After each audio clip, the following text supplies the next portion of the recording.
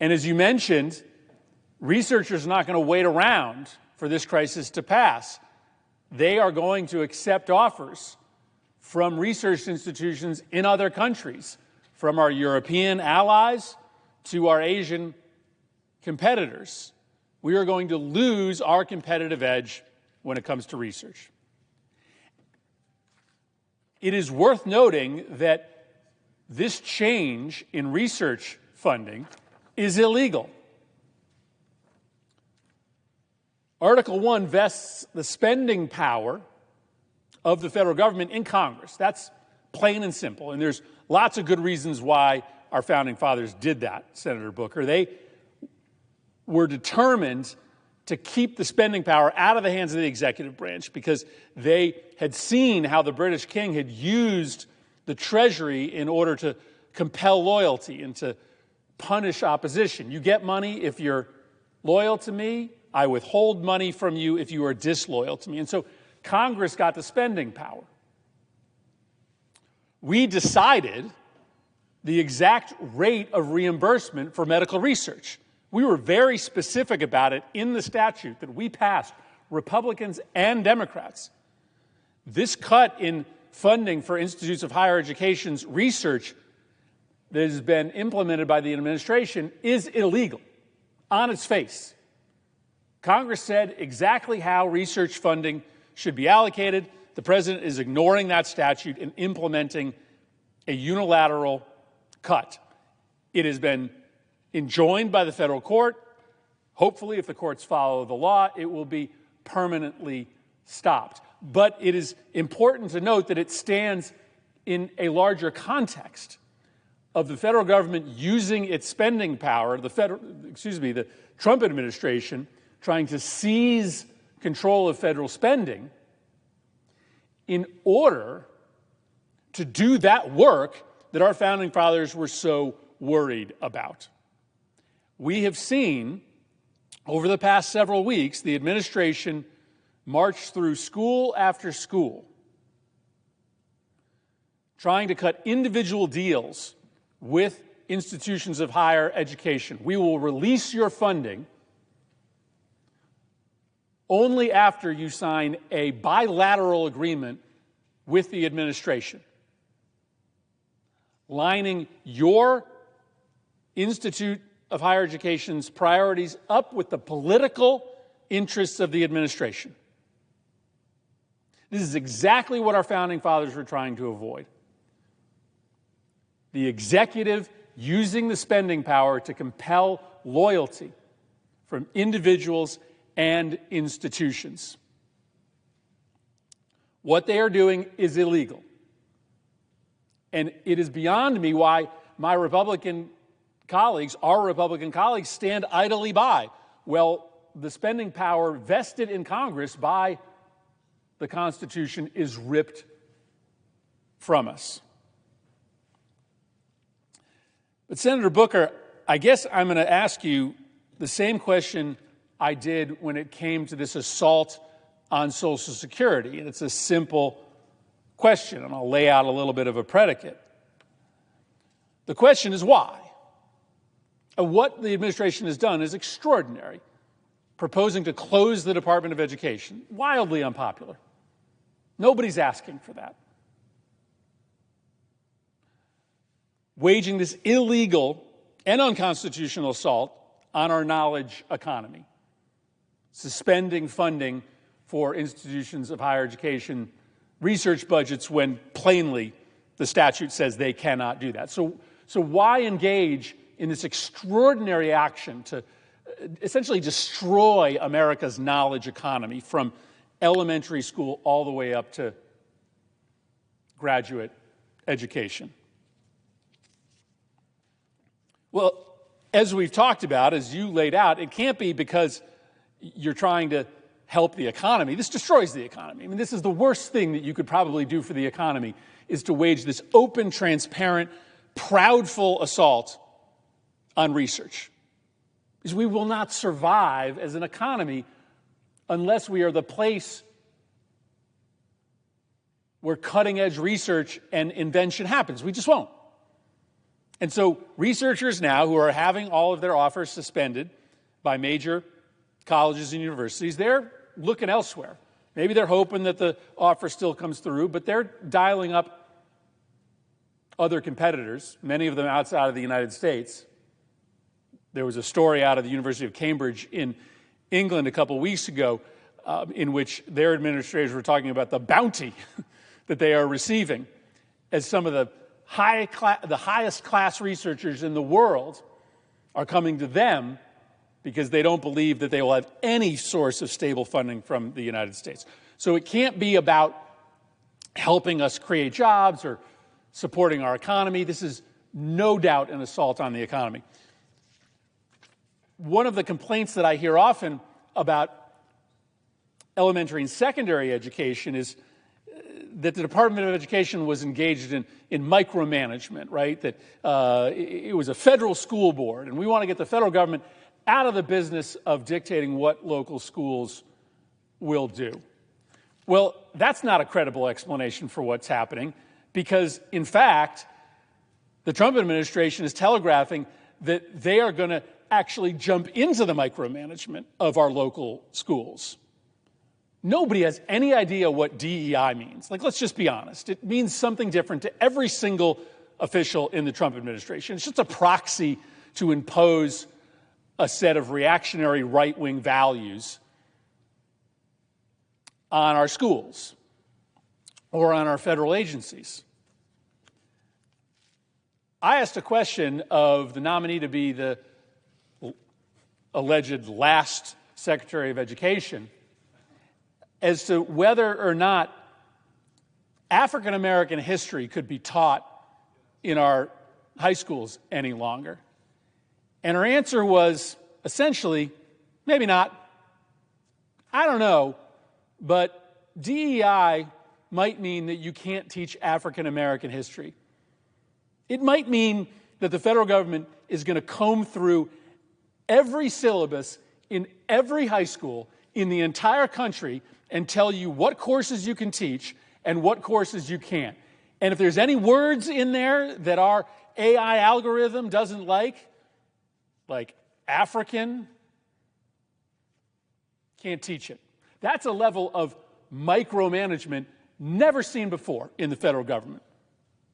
And so the reason that they are cracking down on the Department of Education or eliminating funding for research is not because they are trying to get the federal government out of the management of our schools, because they're doing exactly the opposite. They're telling you that your school is not going to be able to make decisions on what classes it offers its students. It's going to be Linda McMahon, the former CEO of the World Wrestling Federation, that is going to be in charge of whether your school can teach African American history. Okay? So then what's the reason, Senator Booker? And I'll, just give you a couple suggestions. Well, maybe it's just to compel loyalty, right? Maybe it's just to use that money to compel loyalty so that boards of education or colleges are only teaching conservative or right-leaning curriculum. Maybe it's to try to quell protest on campuses so that there isn't an ability for students to robustly protest the policies of the regime. Maybe it's just to destroy the idea of objective truth. I mean, this whole scandal over Signal has lots of elements to it, but I think one of the most worrying things for the American public, why it's still a story a week later, is because the Secretary of Defense looked the American public in the eye and said 2 + 2 = 9. Right? He said, those Signal texts you saw did not involve war plans, did not involve classified information. And the American public was like, wait a second, we read them. I'm not dumb. I know those were war plans. I know that that was classified information.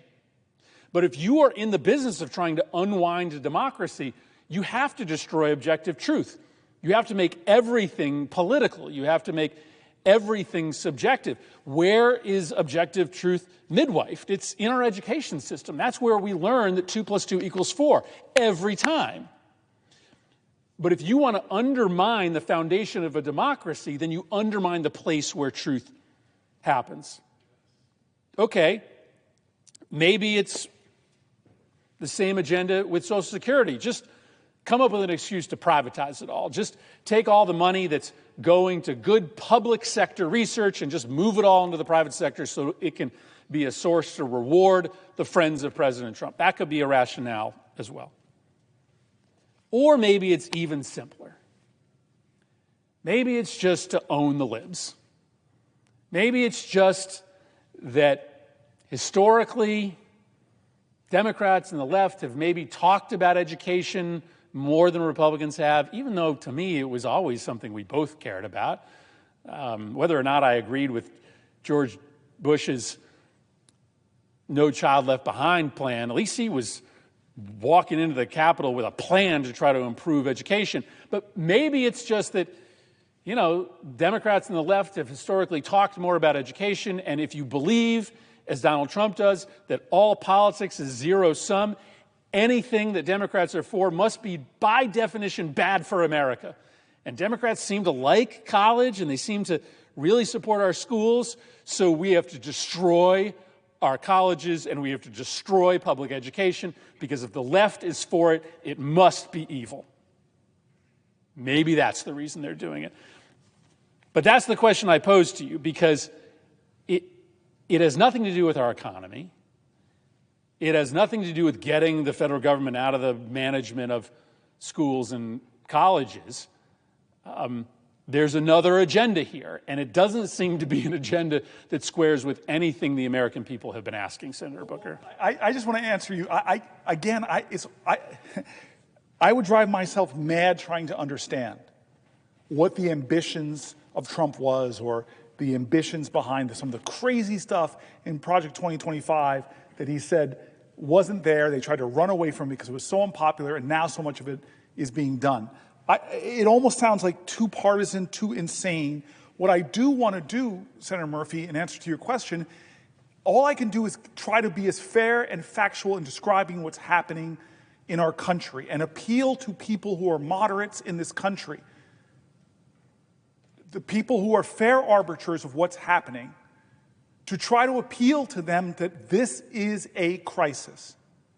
So when university after university after university is cutting scientific research, stopping bringing in the best minds, PhD candidates, postdocs, when they're telling you that they're stopping investment in state-of-the-art research buildings, when they're telling you that they're shutting down programs to bring the youngest, brightest minds in, and our competitor, China, is doing the exact opposite, flowing money through, because China understands if we get 2 steps ahead of America on quantum computing, we can break all kinds of encryptions. We can locate every submarine they have. China understands if we can get 2 steps ahead of America on artificial intelligence, it's an end game for them.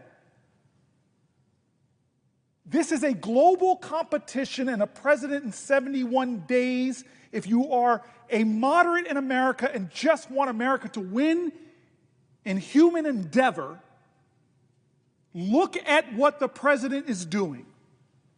And here's to the point you were driving, Senator Murphy. It is Orwellian. The bastions of freedom that are our universities, as the article from Fareed Zakaria has said, even with universities that got too woke and had too excesses, the antidote to that isn't to try to shut down the thought of the left. It's to try to make a fair, more competitive marketplace for ideas from all around the political spectrum. But this isn't about politics. It's about science. It's about research.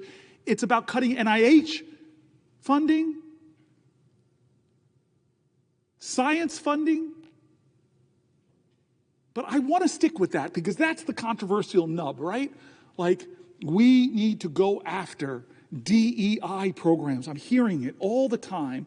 It was like the confusion I had 5 years ago when people were asking me, the Republicans are talking about critical race theory. I have, as my father says, I got more degrees in the month of July, but I'm not hot. But I had to go back and research what is critical race theory. Oxford, Stanford, Yale graduate, I didn't sure what they were talking about. And this is the rub on that, because I don't want to just talk about what's obvious, which should enrage people on both sides of the aisle, not just enrage people on both sides of the aisle because of the China outcompeting us, but because we allocated this money in a bipartisan way that he's now trying to pull back. That should enrage us as a violation of Article 1 of the Constitution. But I want to stick in this more controversial era that you talked about, that has all across the country people banning books. When I heard Toni Morrison's Bluest Eye was being taken out of libraries, when I heard my favorite author, James Baldwin, was being taken out of libraries, what kind of world do we live in? We're somehow studying what they call black history is something that we have to, that Trump feels like is to rally people to stop, where a person going for the Department of Education can't look you in the eye and says, yes, we need to study black history. Well, I get upset with that because black history is American history. I had a brilliant friend of mine, brilliant, look with me in deadpan embarrassment and tell me he just found out that year about the bombing in Tulsa, Oklahoma, something I worked with Senator Lankford to do more to memorialize, but just never knew about it. That this thriving African-American financial community was the first recorded aerial bombing, not Pearl Harbor, in the United States of America, and he was never taught it. Is that black history or is that American history? Why do these people who attack our history think they have to sanitize, homogenize American, Disneyify American history to make us proud? I am more proud of our country when we tell the truth about what happened, when we learn from the wretchedness and the difficulties and the bigotries and the hates and the demagogues who pit us against each other and how we all overcame that. That's our greatness. How the genius of inventors that were women or blacks in the most oppressive of times still manifested their genius that transformed humanities. These are stories that should make every American more proud. So yeah, when you have a president now that is making people scrape through programs that they don't even know what they're doing, but if they have the word diversity in it, that's bad? That's insanity. My mom worked for IBM before they used words like DEI, and one of her jobs was to find a bigger pool of highly qualified applicants. And so you know what she did is what is being stopped by the Trump administration? She just made sure that they were going to HBCUs to find the brightest students so that their applicant pool would be better. This isn't about preferential treatment for one group over another. It's about trying to create a more competitive pool where we get the best of the best. It's about merit-based. And this president talks about merit, and I watched Senator Whitehouse ask one of the top lawyers in the EPA if he had ever brought a case, if he had ever had a hearing, if he ever did a deposition. No. And he's like, wait a minute, how are you qualified for this job? And that's the conflict in the logic that I'm observing. In one sense, they're exalting the wealthy elites. I have never imagined that I would see a presidential inauguration where billionaires, leaders of tech companies would sit in front of cabinet members, many of whom were billionaires themselves, but that kind of elitism, but yet they call academic excellence, brilliance and achievement in the sciences at these universities the elites that we need to go after. If we start going after our educational institutions and weakening their ability to advance excellence in human endeavor, we are injuring ourselves, and we have models for that. As Fareed Zakaria says, the best model is Mao Zedong and the Cultural Revolutions, where one of the first groups they went after were their universities. But now they're reversing that. And they watched what we did so well that they're doubling down on their funding of universities. They're taking their best scientists and taking away their passports because they don't want them to come here and study. Because they're trying to get ahead of us with DeepSeek and AI. They're trying to get ahead of us in quantum computing. They're trying to get ahead of us in robotics. They're trying to get ahead of us in biomedical engineering. They're trying to get ahead of us in all of these things, and they know the way they do it is to do what America did in the 60s, the 70s, 80s, the 90s, the aughts, the 2010s, to do what they did in all those times, and look at them now. Look at them now. I will yield while still retaining the floor. I take the gentleman's point, my friend's point, right? I am probing tonight for the why, right? Because it's the obvious question. It doesn't make sense, right? On its face, this intentional chaos in Social Security, in Medicare, in higher education, it doesn't make sense. It's not about efficiency. It's not about jobs. So what is it about? But your point is a good one. That may not actually be the conversation that a lot of apolitical Americans are asking. They may just be looking at this on the face and say, how does it impact me? Doesn't matter to me why it's happening. It just matters to me how it's going to impact me. And there's just no doubt that this assault on higher education has an impact. It does, because we are, as you've said it better than I have, we are just in a race. Yes. We are just in a race, and we just decided to slow down to a walk, which is a shame because we're fast. You know, we're fast. This country is quick, and our coach just told us, start walking while the other guys speed up. And you know, this is why we have urgency, because the race is, this one's not maybe it's a marathon, but, you know, it's one of those races where if the other team gets too big a lead, it's going to be hard to catch up. And so in the next 3.5 years, if we just stand down in terms of supporting the knowledge economy, we're going to shed millions of jobs. And once those centers of excellence, research excellence, are outside of the United States, it's not like the next president can just come back in and fix it. That becomes a permanent liability for us. So the reason that I'm here on the floor with you, Senator Booker, is because I agree with you that this is not normal, but I also agree with you that we got to wake our colleagues up fast, because like a second ago, I thought we all agreed on the fact that we need to support the knowledge economy. Like 2 seconds ago, we were all raising hands together, Republicans and Democrats, that we finally started putting big new dollars into NIH. We did a $2 billion increase, I think, a few years ago, and it was a big bipartisan achievement. And all of a sudden, just because Donald Trump is in the White House, we've lost the bipartisan consensus around supporting the knowledge economy. And you go back to your question. I know you want to get your last question out before I jump into the next area that's so related to this, immigration. I mean, the brightest minds on the planet Earth that are coming here now are terrified to come here, but we'll talk about that. I've made my point. Oh, you made your point. I just wanted to say something to you because you just got me triggered when you said we had some consensus over the last 4 years that we were here. I love how you said just yesterday. I remember the Chips and Science Act. That was a bipartisan bill. I was sitting in a skiff with all of us, and I watched our whole national security apparatus talk about why science endeavors in chip making and the breakthroughs that are happening on chips are so essential for our national security, and how we had to stay ahead of the competition. And we marched out of that meeting in a bipartisan fashion. We saw this in the bipartisan work we've been doing on AI here, talking about how America has to lead in this area.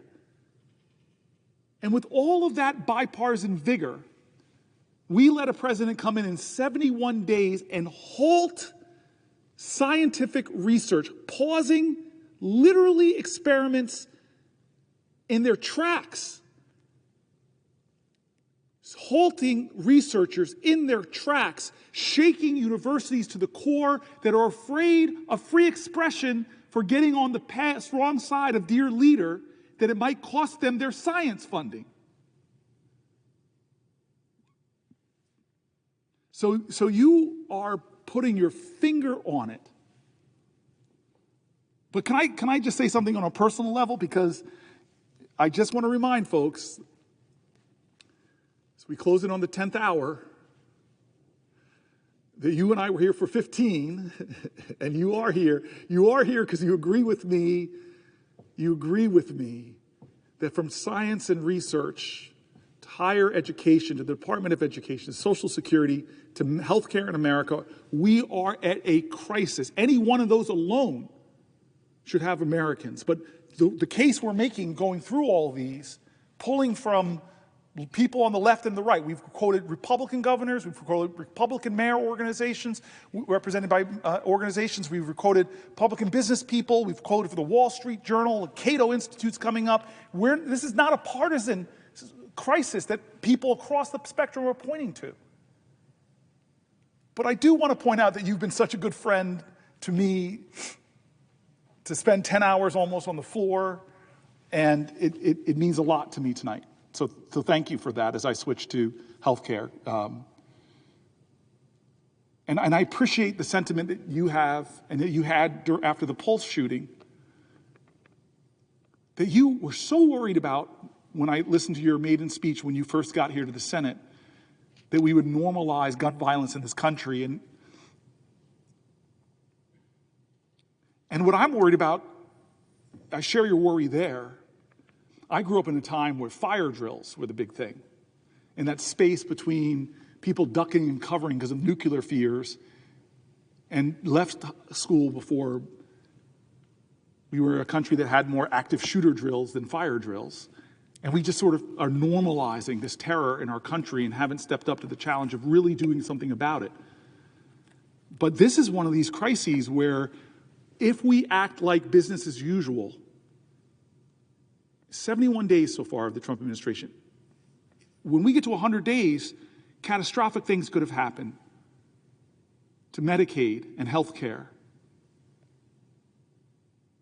The crashing of research for science, the attacks on the programs our senior citizens rely on. We as a country have to, as I said at the very beginning, 10 hours ago almost, we have to do what John Lewis challenged us to do, to stand up, to speak up, to get into good trouble, necessary trouble. And tonight, my friend, in the wee hours, so many songs about 4 a.m, it's like the hour that, that nobody should be awake. And I want to thank the presiding officer for being here. I want to thank the clerks and the parliamentary staff and the impositions. But the cries of American citizens for their leaders to do something different, to stand up, to speak up, I felt like this has to be done. And so let's keep going. Almost 10 hours in, I'm thankful, but we're going to start the next section. And like I'm trying to do in all of these is I'm trying to elevate the voices that don't get to come to this place, the voices that I'm hearing from, voices that identify themselves sometimes as I'm a Republican veteran, I'm a Democrat, but most of them are just people that are just saying, this is not normal. Many of them are saying, do something. Some of them who get me very emotional saying, what can I do? I get that question a lot. What can I do? Tell me what I can do to try to stop this. We're going to take this issue of immigration. And here is, I'm not sure where this person is from. My staff has covered it up probably to protect a person's identity. But I'm going to read this handwritten note. Oh, it's from New Jersey. Thank you. Senator Booker, please continue to fight the good fight against the injustices being done by the current administration. I am the pastor of Emmanuel Lutheran Church in New Brunswick. As a faith leader and your constituent, I am deeply concerned about the treatment of LGBTQ people and immigrants by this administration. The demonization and marginalization of these groups is unchristian and deeply offensive to the values of my faith. I ask that you continue to oppose all executive orders and legislation that targets these groups. You have been a consistent ally. Please continue to be a champion for justice for all people, but especially the most vulnerable.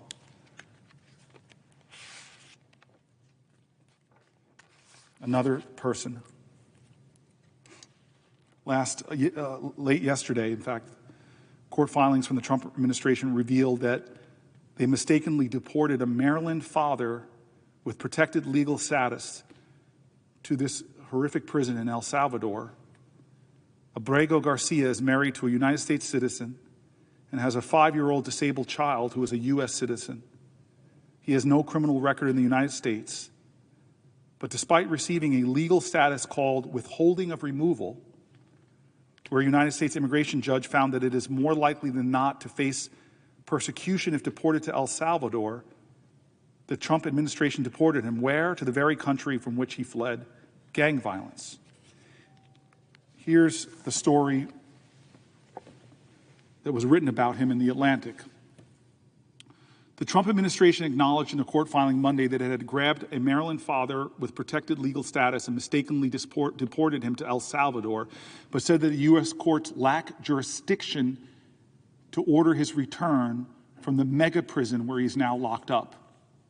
The case appears to be the first time the Trump administration has admitted to errors when it sent 3 plane loads of Salvadorians and Venezuelan deportees to El Salvador's grim terrorism confinement center on March 15th. Attorneys for several Venezuelan deportees have said that the Trump administration falsely labeled their clients as gang members because of their tattoos.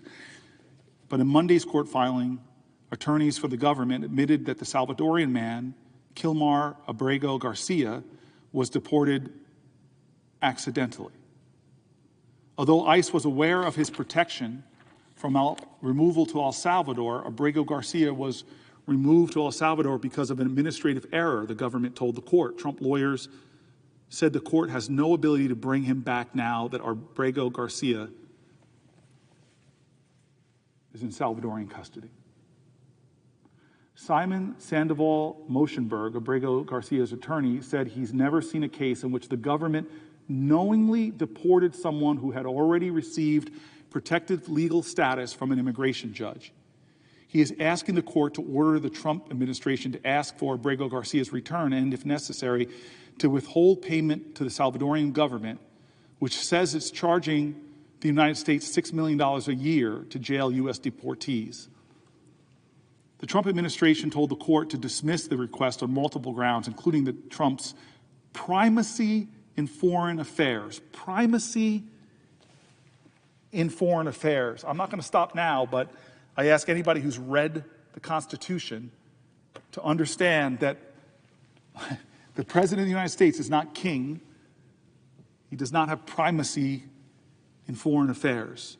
I continue with the article. The claim that the court is powerless to order any relief, Sandoval Moschenberg told me. If that's true, the immigration laws are meaningless, all of them, because the government can do whatever they want, whenever they want, wherever they want, and no court can do anything about it once it's done. Court filings show Abrego Garcia came to the United States at the age of 16 in 2011, fleeing gang threats in his native El Salvador. In 2019, he received a form of protected legal status known as withholding of removal from a U.S. immigration judge who found he would likely be targeted by gangs if he was deported back. Abrego Garcia, who is married to a U.S. citizen and has a 5-year-old disabled child who is also a U.S. citizen, has no criminal record in the United States, according to his attorney. The Trump administration does not claim he has a criminal record, but called him a danger to the community. They called him an active member of MS-13, the Salvadorian gang that Trump has declared a foreign terrorist organization.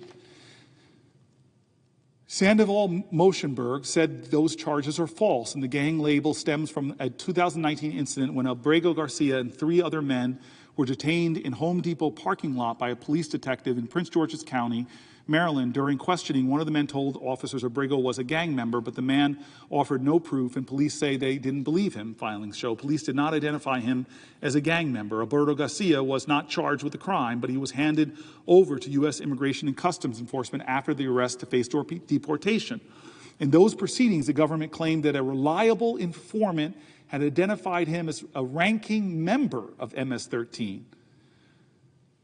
Abrego Garcia and his family hired an attorney and fought the government's attempt to deport him. He received withholding of removal 6 months later, that protective status. It's not a path to permanent U.S. residency, but it means the government won't deport him back to his home country because it's more likely than not that he'll face harm there.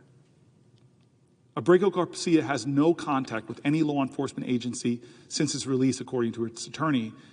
He works full-time as a union sheet metal apprentice, has complied with requirements to check in annually with ICE, and cares for his 5-year-old son who has autism and a hearing defect and is unable to communicate verbally. On March 12th, Abrego Garcia had picked up his son after work from the boy's grandmother's house when ICE officers stopped the car, saying his protective status had changed.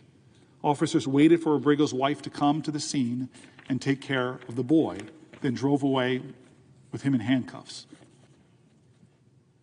Within 2 days, he had been transferred to an ICE staging facility in Texas, along with other detainees the government was preparing to send to El Salvador. Trump had invoked the Alien Enemies Act of 1798, and the government planned to deport 2 plane loads of Venezuelans along with a separate group of Salvadorians.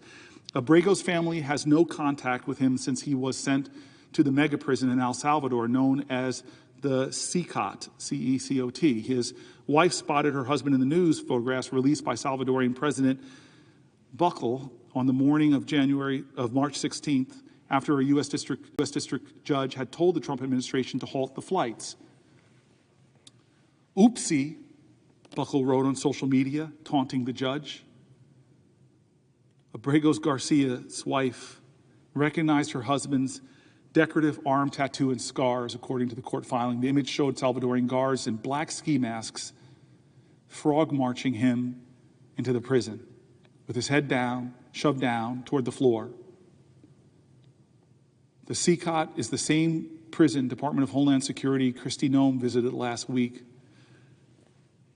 recording videos for social media while standing in front of a cell packed with silent detainees. The government wants to deport someone with protective status. The standard course would be to reopen the case and introduce new evidence arguing for deportation. The deportation of a protective status holder has even stunned some government attorneys. I've been in touch with who are tracking the case, who declined to be named because they weren't authorized to speak to the press. One of those people texted me, what, period, the, period, expletive, period. Sandoval Moshenberg told the court he believes Trump officials deported his client through extrajudicial means because they believed that going through the immigration judge process took too long and they feared that they might not win after all their cases. Officials at ICE and the Department of Homeland Security did not respond to a question for comment. The Monday court filing by the government indicates officials knew Abrego Garcia had legal protections shielding him from deportation to El Salvador. ICE was aware of this grant, withholding the removal at a time of Abrego Garcia's removal from the United States. Reference was made to his status on internal forms. Abrego Garcia was not on the initial manifest of the deportation flight, but was listed as, in quotes, an alternate.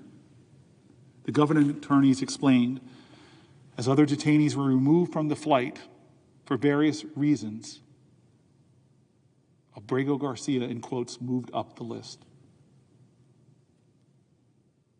The flight manifest did not indicate that Abrego Garcia should not be removed.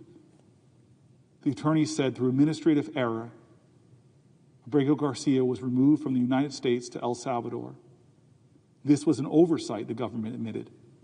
But despite this, they told the court that Abrego Garcia's deportation was carried out in good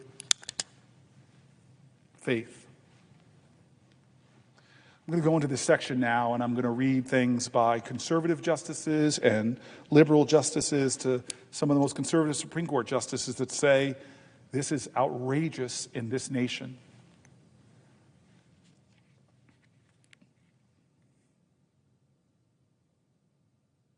No one. There are parts of this Constitution, and I'm going to talk about them, that talk about due process, about fundamental American ideals. But this story and the few others I've heard where Americans that have the status to stay here, that have an American spouse, American children, who will be traumatized by this case, a disabled child whose working father who's struggling to take care of one of our children, an American child with an American mother.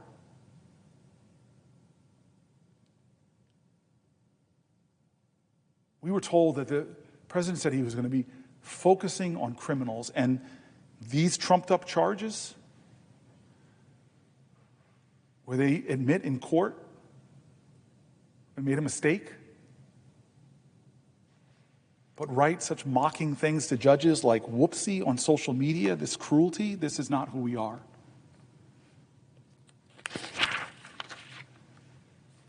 So let's talk about the Constitution first. The Fifth and the 14th Amendment. The Fifth and the 14th Amendment. The Fifth and the 14th Amendments say that no one shall be deprived of life, liberty, or property without the due process of law.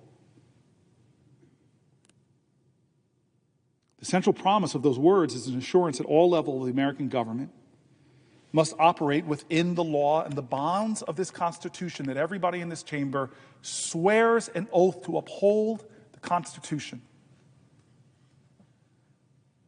But every single day, it just seems our president is in challenging constitutional principles, pushing past constitutional boundaries.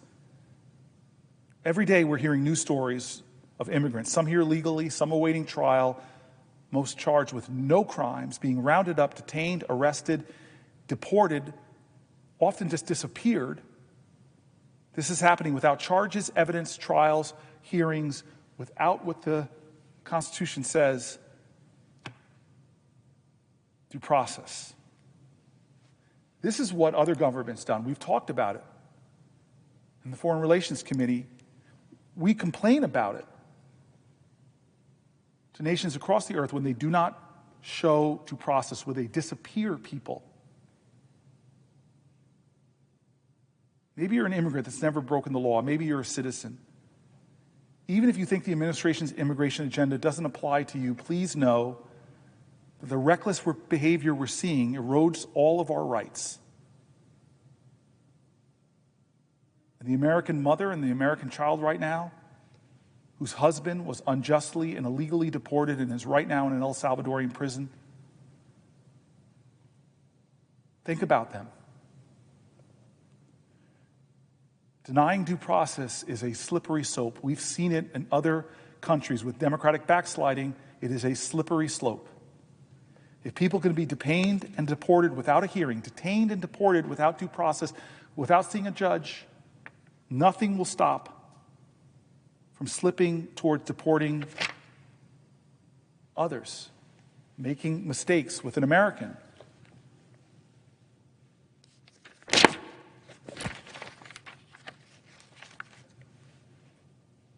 I'm one of these people in this body that thinks our immigration system is in desperate need of reform. It was last updated 40 years ago. 40 years ago was the last time we acted to update our immigration laws. The failure to update our laws has resulted in our country's inability to manage unprecedented levels of global migration that are not just affecting our country, but are affecting others. It's an unprecedented influx of applications to enter the United States. It's put pressure and strain on our immigration system. It's slowed down processing times for millions of people trying to immigrate or naturalize legally and made it more difficult to incentivize the world's brightest minds to come here to contribute to our country's long-term success. For millions of Americans, immigration is not a political issue, it's a personal one. There are immigrants around my state and in every state who have waited year after year for Congress to find bipartisan agreement to improve our system in ways that most Americans agree on, whether you're right or left. They've been waiting for Congress to fix our outdated immigration laws, to secure our borders, to dedicate the resources necessary for USCIS to fix the outrageously long processing times for immigrations and provide a pathway to legal status for long-term American residents who have followed our laws, contributed to our societies, and some of them know no other country because they came here when they were just months old. Our immigration laws are so outdated, even the conservative Cato Institute published a comprehensive policy analysis in 2023 titled, "Why Legal Immigration is Nearly Impossible." In it, the Cato Institute explains, I quote, "Today, fewer than 1% of the people who want to move permanently to the United States can do so legally. Legal immigration is less like waiting in line and more like winning the lottery. It happens, but it's so rare that it's irrational to expect it in any individual case." The Cato Institute continues, "For some immigrants, this restrictive system sends them back into the black market of illegal immigration. For others, it sends them to other countries where they contribute to the quality of life in their homes. And for still others, it requires them to remain in their homeland, often underemployed, sometimes in danger. Whatever the outcome, the system punishes both prospective immigrants and Americans who would associate, contract, and trade with them. Congress and the administration can do better." I've met with conservatives, I've met with business groups, I've met with agricultural leaders who all talk to common sense things we should be doing to improve our immigration system, to protect our borders, yes, but to improve our economy, to improve our scientific research, to improve our quality of life.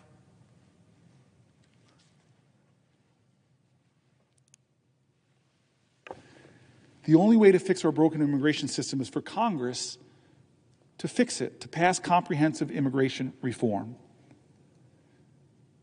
But instead of a leader, strong leaders who go before Congress taking on the most complex issues, but yet have the courage to stand before Congress and pull them together to do hard things,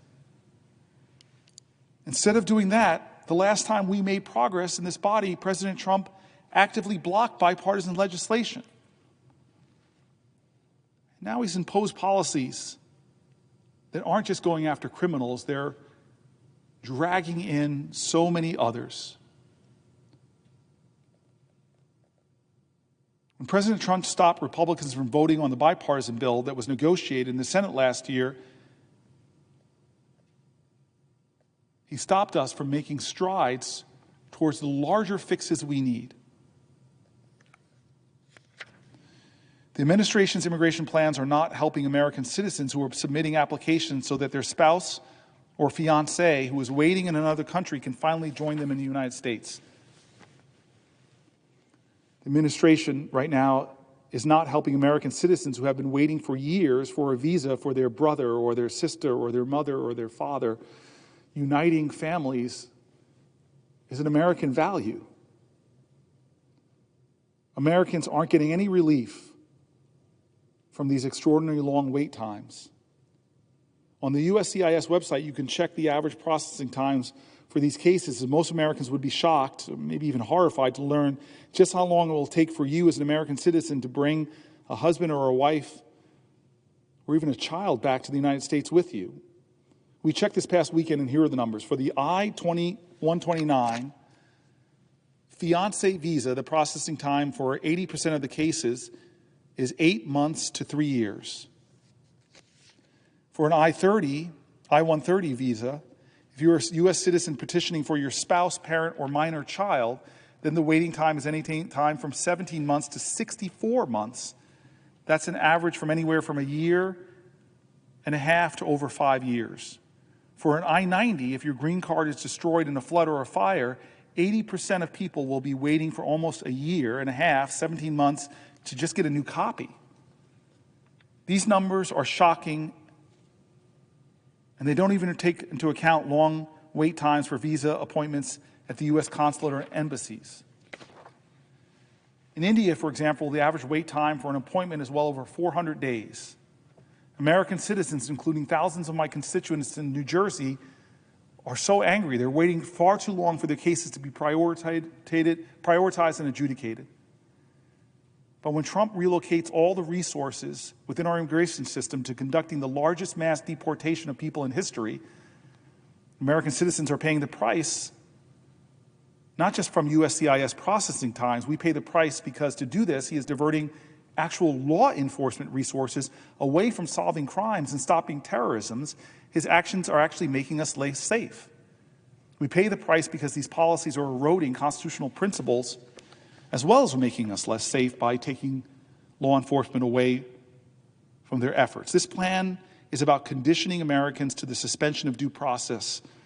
First, for immigrants. If we let due process erode for immigrants, it erodes for Americans. Let me outline a little bit about how this is happening and why this is a crisis. 2 weeks ago, Trump invoked the Alien Enemies Act. The Alien Enemies Act of 1798 allows the president to detain or deport the natives and citizens of an enemy nation that we are at war with. 1798 Act. The president can detain or deport these immigrants without a hearing, with no due process, even ones who are lawfully present in the United States. The Alien Enemies Act was last used during one of our country's darkest moments, the internment of Japanese, German, and Italian nationals during World War II.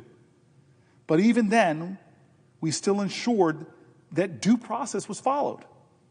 Prior to detention, people subjected to the Alien Enemies Act in the 1940s appeared before the Alien Enemy Hearing Board, where they could at least present evidence that they had no ties to Axis powers. As one circuit court judge recently said of Trump's use of the Alien Enemies Act, there's no regulations, and nothing was adopted by agency officials that were administrating this. The people weren't even given notice. They weren't told where they were going. They were given these people on those planes, they were getting those people on the planes on Saturday and had no opportunity to file habeas or any type of action to challenge their removal. The standards of 1940 during World War II were higher than the standards of this president? The following are people that Trump has targeted and removed without criminal charges, without a hearing, without evidence, to a prison rife with human rights abuses in El Salvador. These are the people that he has sent there. A tattoo artist seeking asylum who entered the country legally. An aspiring pop musician with a tattoo of a hummingbird. A 24-year-old who used to teach swim classes for children with developmental disabilities and has a tattoo of an autism awareness ribbon in honor of his brother. A Venezuelan who had fled violence in Venezuela last year and came to the United States to seek asylum. His lawyer wrote on social media, ICE alleged that his tattoos are gang-related. They are absolutely not. Our client worked in the arts in Venezuela. He is gay. LGBTQ, his tattoos are benign. He has no criminal record.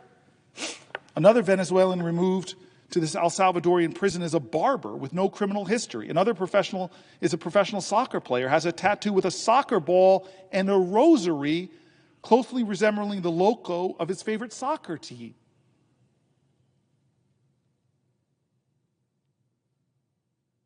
This is stunning. What we're doing. These people were swept up and sent to another prison known for its human rights abuses because they were Venezuelan and had tattoos, benign tattoos. An article was published in one periodical about the anguish from families. Here are a few excerpts from the article. You are here because of your tattoos. The Trump administration sent Venezuelans to El Salvador's most infamous prison. Their families are looking for answers.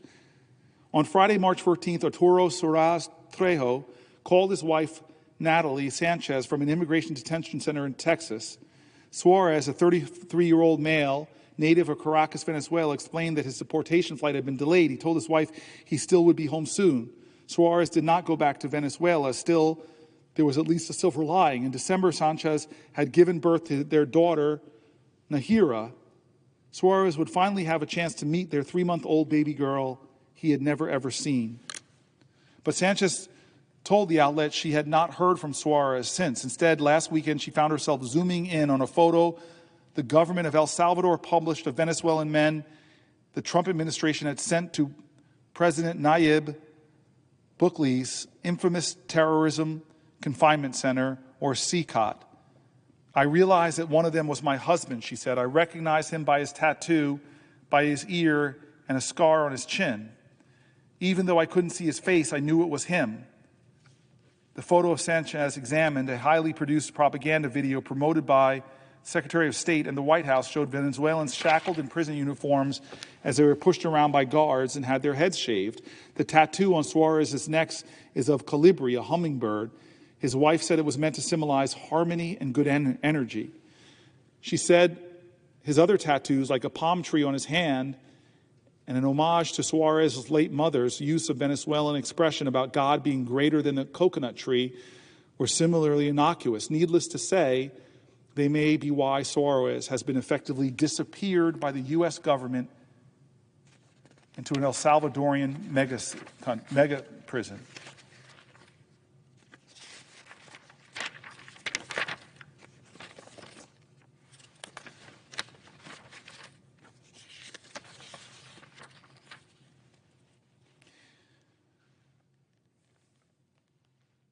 We must keep our country safe.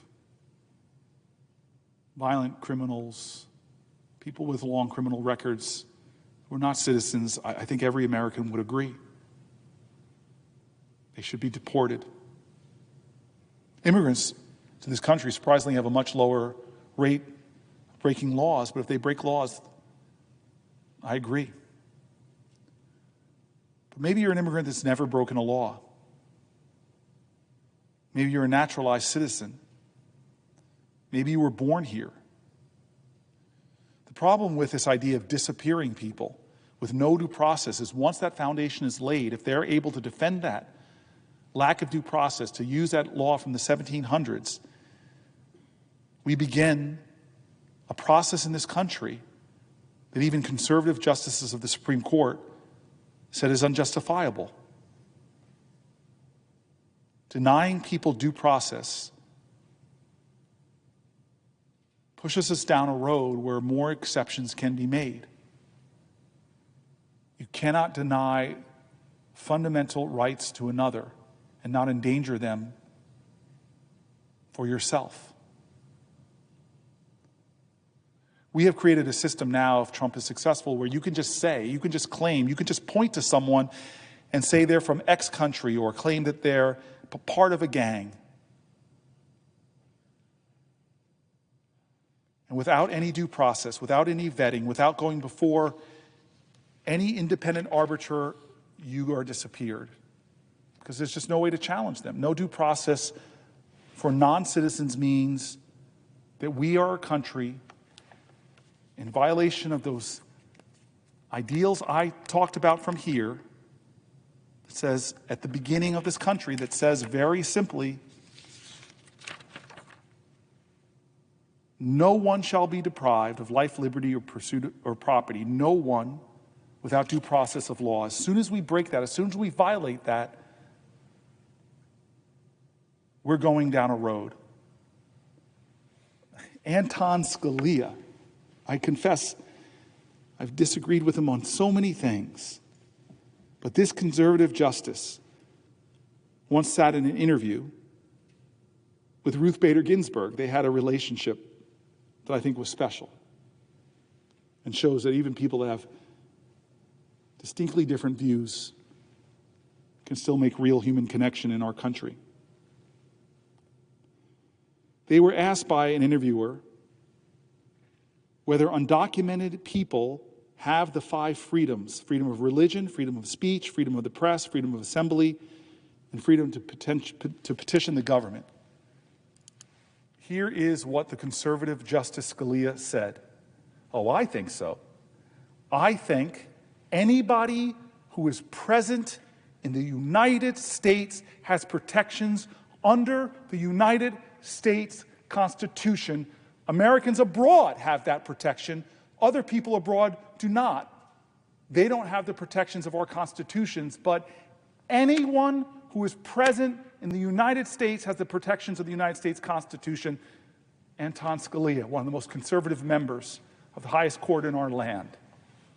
And of course, Ginsburg, his ideological opposite, she concurred when she said, when we get to the 14th Amendment, it doesn't speak of citizens as some constitutions grant rights to citizens, but our Constitution says persons, and that the person is every person who was here in our country, documented or undocumented. Our Constitution is clear on the face.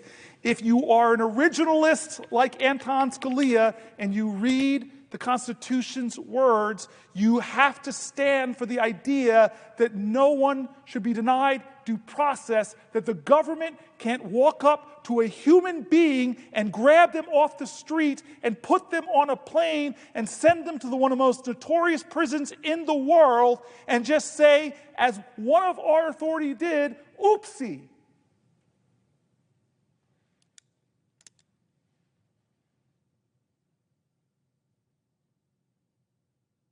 Think about that.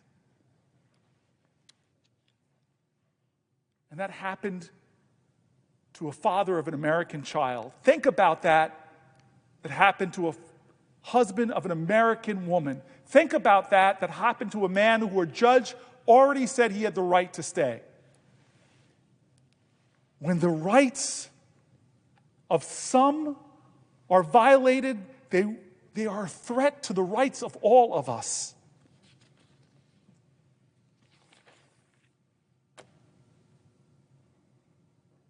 In January, ICE agents in New Jersey raided a small business without a warrant and detained a Puerto Rican military veteran, a Boricua, an American citizen, detained him even after he presented his valid ID to those ICE agents. This is one example of so many. Some Americans have already been caught in Trump's immigration dragnet. More will be. An article by Nicole Foy. About a week after President Trump took office, Jonathan Guerrero was sitting at a Philadelphia car wash where he works when immigration agents burst in. The agents didn't say why they were there and didn't show their badges, Guerrero recalled. So the 21-year-old didn't get a chance to explain that although his parents were from Mexico, he was born right there in the city of brotherly love.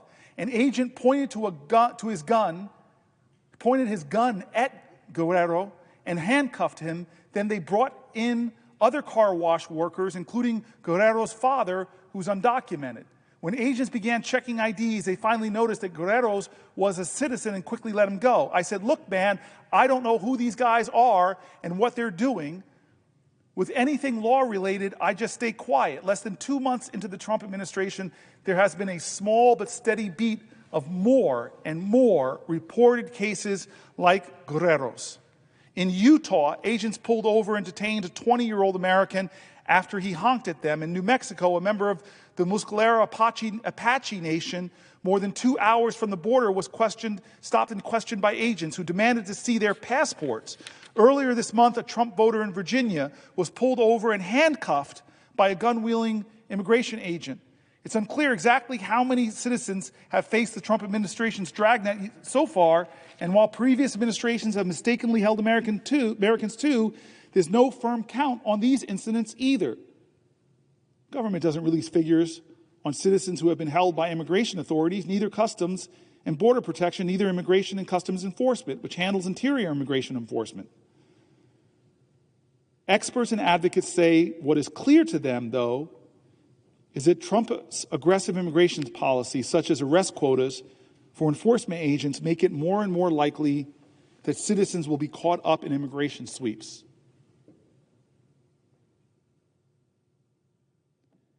in quotes, it's really everyone, not just non-citizens or undocumented people who are in danger of having their liberty violated in this kind of mass deportation machinery. Asked about reports of Americans getting caught up in administration's enforcement policies, an ICE spokesman told the outlet in a written statement that agents are allowed to ask for citizens' identification. Any U.S. immigration officer has authority to question without warrant any alien or person believed to be an alien concerning his or her right to be or to remain in the United States. The agency didn't respond to questions about specific cases. The U.S. has gone through spasms of detaining and even deporting large numbers of citizens. In the 1930s and 1940s, federal and local authorities forcibly exiled an estimated 1 million Mexican Americans, including hundreds of thousands of American-born children. That's our past.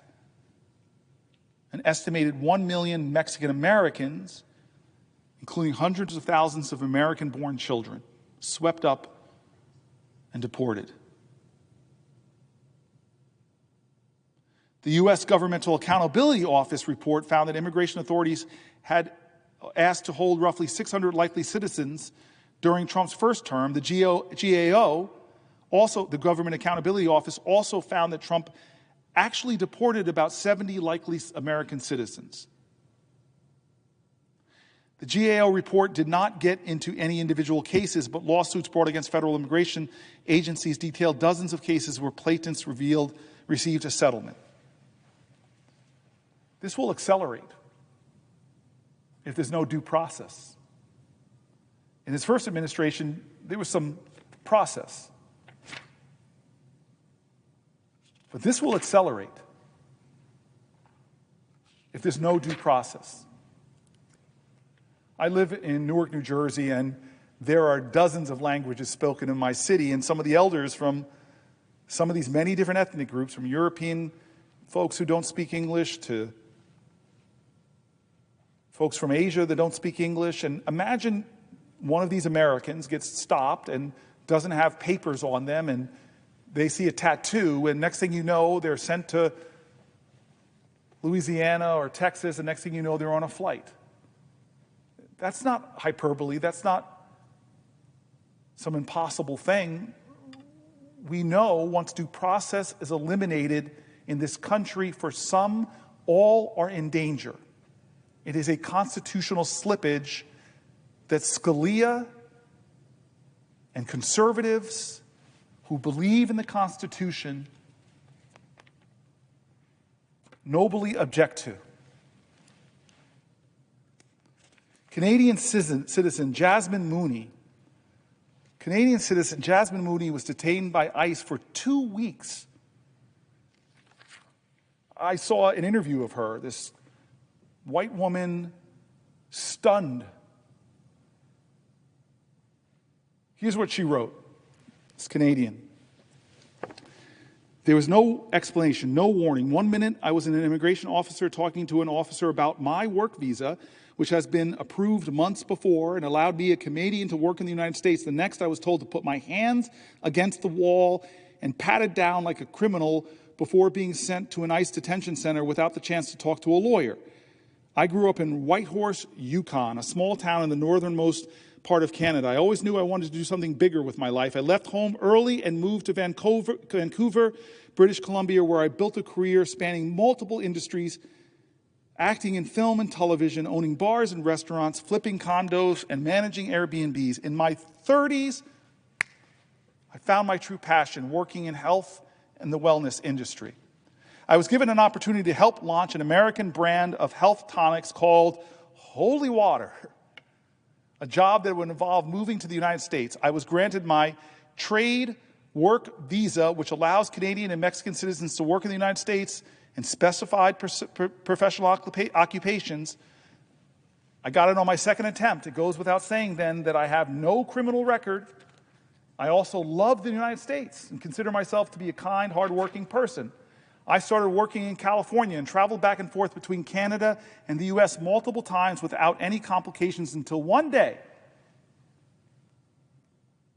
upon returning to the United States, a border officer questioned me about my initial visa denial and subsequent visa approval.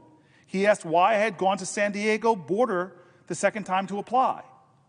I explained that that was where my lawyer's offices were and that he had wanted to accompany me to ensure there were no issues. After a long interrogation, the officer told me that it seemed, quote, shady, and that my visa hadn't been properly processed. He claimed I couldn't work for a company in the U.S. that made use of hemp, one of the beverage ingredients. He revoked my visa and told me I could still work for the company from Canada, but if I wanted to return to the U.S., I would need to apply. I was devastated. I had just started building a life in California. I stayed in California for the next few months and was eventually offered a similar position, but with a different health and wellness brand. I started the visa processes and returned to the same immigration office in San Diego at the border. Since they had processed my visa before and I was familiar with it, hours passed with many confused opinions about my case. The officer I spoke to was kind, but told me that due to my previous issues, I needed to apply for my visa through the consulate. I told her I hadn't been aware I needed to apply that way, but I had no problem doing it. Then she said something strange. You didn't do anything wrong. You were not in trouble. You were not a criminal. I remember thinking, why would she say that? Of course I'm not a criminal. Then she told me they had to send me back to Canada. That didn't concern me. I assumed I would simply book a flight home. But as I sat searching for flights, a man approached me and said, "Come with me." There was no explanation, no nothing. He took me to a room, took my belongings from my hands, and ordered me to put my hands against the wall. A woman immediately began patting me down. The commands came rapid fire, one after another, too fast to process. They took my shoes, pulled out my shoelaces. "What are you doing? What's happening?" I asked. "You are being detained." "I don't understand. What does that mean? For how long?" "I don't know." That would be the response to nearly every question I would ask over the next 2 weeks. I don't know. They brought me downstairs for a series of interviews and medical questions. They searched my bags and told me I had to get rid of half my belongings because I couldn't take everything with me. "Take everything with me where?" I asked. A woman asked me for the name of someone they could contact on my behalf. In moments like this, you realize you don't actually know anyone's phone number anymore. By some miracle, I had recently memorized my best friend Britt's number because I had been putting my grocery points on her account. I gave them her phone number. They handed me a mat and a folded up sheet of aluminum foil. "What's this?" "Your blanket." "I don't understand." I was taken to a tiny freezing cement cell with bright fluorescent lights and a toilet. There were 5 other women lying on their mats with aluminum sheets wrapped around them looking like dead bodies. The guard locked the door behind me. For 2 days, we remained in the cell, only leaving briefly for food. The lights never turned off. We never knew what time it was, and no one answered our questions. No one in the cell spoke English, so I either tried to sleep or meditate to keep from having a breakdown. I didn't trust the food, so I fasted, assuming I wouldn't be there long. On the 3rd day, I was finally allowed to make a phone call. I called Britt and told her that I didn't understand what was happening. No one would tell me when I was going home, and that she was my only contact. They gave me a stack of paperwork to sign and told me I was being given a 5-year ban unless I applied for re-entry through the consulate. The officer also said it didn't matter whether I signed the papers or not. It was happening regardless. I was so delirious, I just signed. I told them I would pay for my flight home and asked when I could leave. No answer. They then moved me to another cell, this time with no mats or blanket. I sat freezing on the cement floor for hours. That's when I realized they were processing me into real jail, the Otay Mesa Detention Center. I was told to shower, given a jail uniform, fingerprinted and interviewed. I begged for information. "How long will I be here?" "I don't know your case," the man said. "Could be days, could be weeks, but I'm telling you right now, you need to mentally prepare yourself for months." Months? I felt like I was going to throw up. I was taken to the nurse's office for a medical check. She asked what happened to me. She had never seen a Canadian there before. When I told her my story, she grabbed my hand and said, "Do you believe in God?"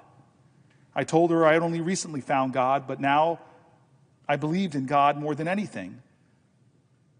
And she said, "I believe God brought you here for a reason. I know it feels like your life is in a million pieces, but you will be okay through this. I think you're going to find a way to help others." At the time, I didn't know what that meant. She asked if she could pray for me. I held her hands and wept. I felt like I had been sent a guardian angel. I was then placed in a real jail unit. 2 levels of cells surrounding a common area, just like in the movies. I was put in a tiny cell alone with a bunk bed and a toilet. The best part, there were blankets. After 3 days without one, I wrapped myself in mine and finally felt some comfort. For the first day, I didn't leave my cell. I continued fasting, terrified that the food might make me sick. The only available water came from the tap attached to the toilet in our cells or a sink in the common area, neither of which felt safe to drink. Eventually, I forced myself to step out, meet the guards, and learn the rules. One of them told me, no fighting. I joked, I'm a lover, not a fighter. He laughed. I asked if there had ever been a fight in there. In this unit? No, he said. No one in this unit has a criminal record. That's when I started meeting other women. That's when I started hearing their stories. And that's when I made a decision. I would never allow myself to feel sorry for my situation again. No matter how hard this was, I had to be grateful because every woman I met was in an even more difficult position than mine. There were around 140 of us in our unit. Many women had lived and worked in the U.S. legally for years, but had overstayed their visas, often after reapplying and being denied. They had all been detained without warning. If someone is a criminal, I agree they should be taken off the streets. But not one of these women had a criminal record. These women acknowledged that they shouldn't have overstayed and took responsibility for their actions, but their frustration wasn't about being held accountable. It was about the endless bureaucratic limbo they had been trapped in. The real issue was how long it took to get out of the system with no clear answers, no timeline, and no way to move forward. Once deported, many have no choice but to abandon everything they own because the cost of shipping their belongings back is too high. I met a woman who had been on a road trip with her husband. She said they had 10-year work visas. While driving near the San Diego border, they mistakenly got into a lane leading to Mexico. They stopped and told the agent they didn't have their passports on them, expecting to be redirected. Instead, they were detained. They were both pastors. I met a family of 3 who had been living in the U.S. for 11 years with work authorizations. They paid taxes and were waiting for green cards. Every year, the mother had to undergo a background check, but this time she was told to bring her whole family. When they arrived, they were taken into custody and told their status would now be processed from within the detention center. Another woman from Canada had been living in the U.S. with her husband, who was detained after a traffic stop. She admitted she had overstayed her visa and accepted that she would be deported, but she had been stuck in the system for almost 6 weeks because she had her passport. Who runs casual errands without their passport? One woman had a 10-year visa. When it expired, she moved back to her home country, Venezuela. She admitted she had overstayed by 1 month before leaving. Later, she returned from a vacation and entered the U.S. without issue. But when she took a domestic flight from Miami to Los Angeles, she was picked up by ICE and detained. She couldn't be deported because Venezuela wasn't accepting deportees. She didn't know where she was getting out. She didn't know when she was getting out. There was a girl from India who had overstayed her student visa for 3 days before heading back home. She then came back to the U.S. on a new visa to finish her master's degree and was handed over to ICE due to the 3 days she had overstayed on her previous visa. There were women who had been picked up off the streets from outside their workplaces, from their homes. All of these women told me that they had been detained from time spans ranging from a few weeks to 10 months. One woman's daughter was outside the detention center protesting for her release. That night, the pastor invited me into a service she was holding. A girl who spoke English translated for me as the woman took turns sharing their prayers for their sick parents, for their children they hadn't seen in weeks, for the loved ones that they had been torn away from. Then, unexpectedly, they asked if they could pray for me. I was new here, and they wanted to welcome me. They formed a prayer circle around me, took my hands, and prayed. I had never felt so much love, energy, and compassion from a group of strangers in my life. Everyone was crying. At 3 a.m. the next day, I was woken up in my cell. Pack your bag, you're leaving. I jolted upright. I get to go home. The operator shrugged. I don't know where you're going. Of course, no one knew anything. I grabbed my things and went downstairs, where 10 other women stood in silence, tears streaming down their faces, but these weren't happy tears. That was the moment I learned the term transferred. For many of these women, detention centers had become a twisted version of home. They had formed bonds, established routines, and found slivers of comfort in friendships they had built. Now, without warning, they were being torn apart and sent somewhere new. Watching them say goodbye, clinging to each other, was gut-wrenching. I had no idea what was waiting for me next. In hindsight, that was probably for the best. Our next stop was Arizona, the San Luis Regional Detention Center. The transfer process had lasted for 24 hours, a sleepless, grueling ordeal. This time, men were transported with us, roughly 50 of us crammed into a prison bus for the next 5 hours, packed together, women in the front, men in the back. We were bound in chains that wrapped tightly around our waists, with our cuffed hands secured to our bodies and shackles restraining our feet, forcing every moment into a slow, clinking struggle. When we arrived at our next destination, we were forced to go through the entire intake process all over again with medical exams, fingerprinting, and pregnancy tests. They linked us up in a filthy cell, squatting over a communal toilet, holding Dixie cups of urine while the nurses dropped pregnancy tests in each of our cups. It was disgusting. We sat in freezing cold jail cells for hours, waiting for everyone to be processed. Across the room, one of the women suddenly spotted her husband. They had both been detained and were now seeing each other for the first time in weeks. The look in their faces, pure love, relief, and longing, was something I'll never forget. We were beyond exhausted. I felt like I was hallucinating. The guard tossed us each a blanket and said, "Find a bed." There were no pillows. The room was cold as ice, and one blanket wasn't enough. Around me, women lay curled into themselves, heads covered, looking like a room full of corpses. This place made the last jail feel like the Four Seasons.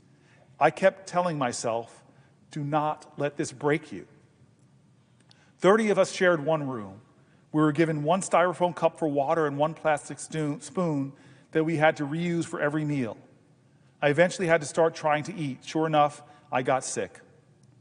None of the uniforms fit, and everyone had men's shoes on. The towels they gave us to shower with were hand towels. They wouldn't give us more blankets. The fluorescent lights shined on us 24/7. Everything felt like it was meant to break you. Nothing was explained to us. I wasn't given a phone call. We were locked in a room, no daylight, with no idea when we would get out. I tried to stay calm as every fiber of my being raged toward panic mode. I didn't know how I would tell Britt where I was. Then, as if sent from God, one of the women showed me a tablet attached to the wall where I could send emails. I only remembered my CEO's email from memory. I typed out a message praying he would see it. He responded. Through him, I was able to connect with Britt. She told me that they were working around the clock trying to get me out, but no one had any answers. The system made it next to impossible. I told her about the conditions in this new place, and that was when we decided to go to the media. She started working with a reporter and asked whether I would be able to call her so she could loop him in. The international phone account that Britt had previously tried to set up for me wasn't working, so one of the other women offered to let me use her phone account to make a call. In that cell, we were all in this together. With nothing to do in my cell but talk, I made new friends. Women had risked everything for their chance at a better life for themselves and their families. Through them, I learned the harsh reality of seeking asylum. Showing me their physical scars, they explained how they had paid smugglers anywhere from $20,000 to $60,000 to reach the U.S. border, enduring brutal jungles and horrendous conditions. One woman had been offered asylum in Mexico within 2 weeks, but had been encouraged to keep going to the U.S. Now she was stuck, living in a nightmare, separated from her young children for months. She sobbed, telling me how she felt like the worst mother in the world. Many of these women were highly educated and spoke multiple languages. Yet they had been advised to pretend they didn't speak English because it would supposedly increase their chances of asylum. Some believed they were being used as examples, as warnings to others not to come. Women were starting to panic in this new facility, and knowing I was most likely the first person to get out, they wrote letters and messages for me to send to their families. I felt like we all had been kidnapped, thrown in some sort of sick psychological experiment meant to strip us of every ounce of our strength and dignity. We were from different countries, spoke different languages, and practiced different religions, yet in this place, None of that mattered. Everyone took care of each other. Everyone shared food. Everyone held each other when someone broke down. Everyone fought to keep each other's hope alive. I got a message from Britt. My story had started to blow up in the media almost immediately after I was told I was being released. My ICE agent, who had never spoken before, told my lawyer I could have left sooner if I had signed a withdrawal form and that they hadn't known I would pay for my own flight home. From the moment I arrived, I begged every officer I saw to let me pay for my own ticket home. Not a single one of them ever spoke to me about my case.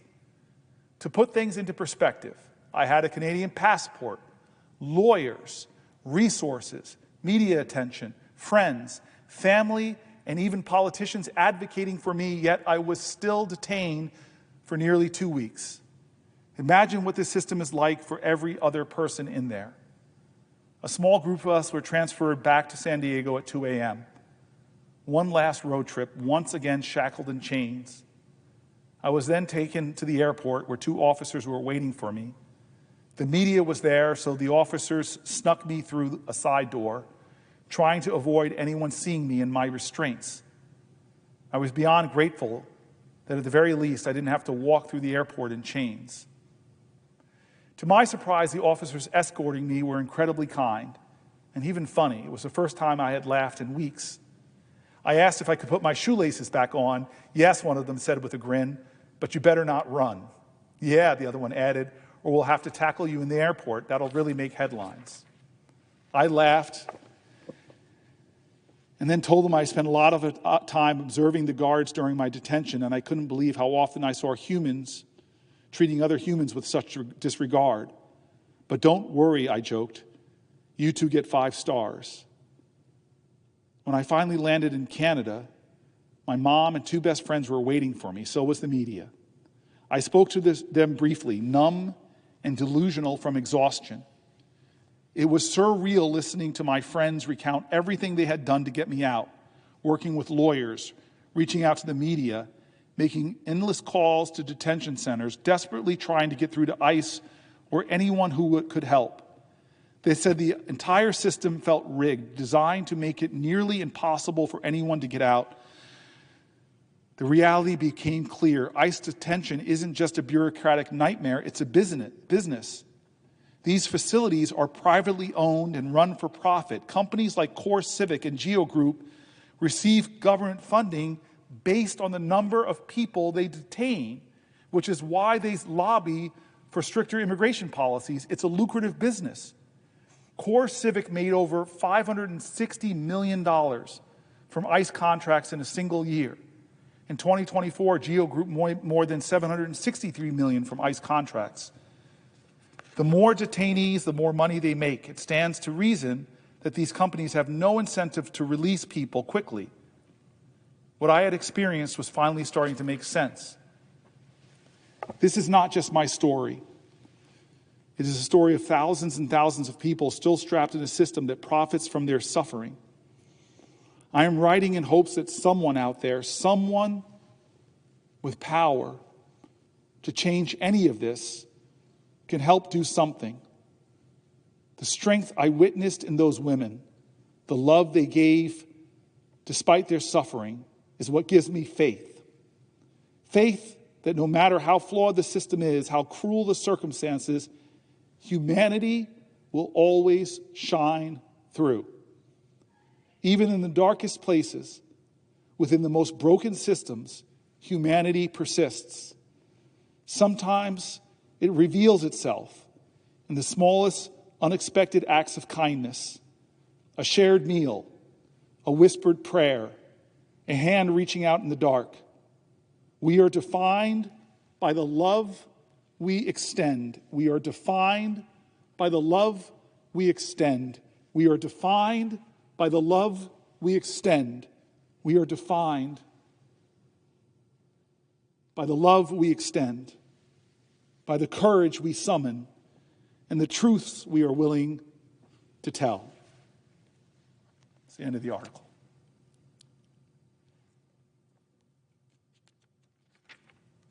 The stories continue.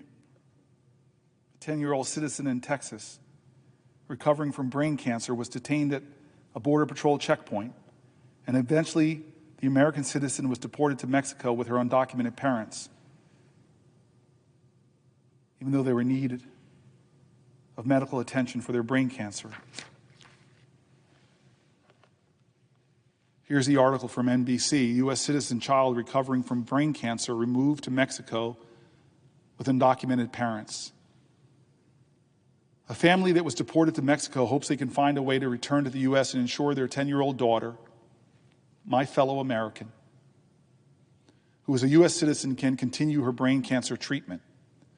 Immigration authorities removed the girl and 4 of her American siblings from Texas on May 4th. 5 Americans in total. When they deported their undocumented parents, the family's ordeal last month when they were rushing from the Rio Grande City where they live to Houston, where their daughter's specialist doctors are based for emergency medical checkup. The parents had done the trip at least 5 other times in the past, passing through an immigration checkpoint every time without any issues, according to attorney Danny Woodward from Texas Civil Rights Project, a legal advocacy and litigation organization representing the family. In previous occasions, the parents showed letters from their doctors and lawyers to the officers at the checkpoint to get through, but in early February, the letters weren't enough.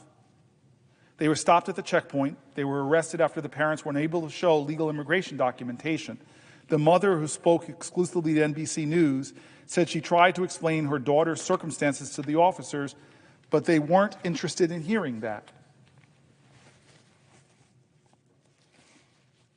Other than lacking valid immigration status in the U.S., the parents have no criminal history, Woodward said. Protection, which detained and deported the family, according to the lawyer, said in an email Wednesday, for privacy reasons, we do not comment on individual cases. On Thursday, a CBP spokesperson said via email that the reports of the family's situation are inaccurate because when someone is given expelled removal orders and chooses to disregard them, they will face the consequences of the process. They reiterated that they couldn't speak about the specifics of the case for privacy reasons. The 10-year-old girl was diagnosed with brain cancer last year and underwent surgery to remove a tumor. The doctors practically gave me no hope for life for her, but thank God she's a miracle, the mother said. An American citizen is a miracle.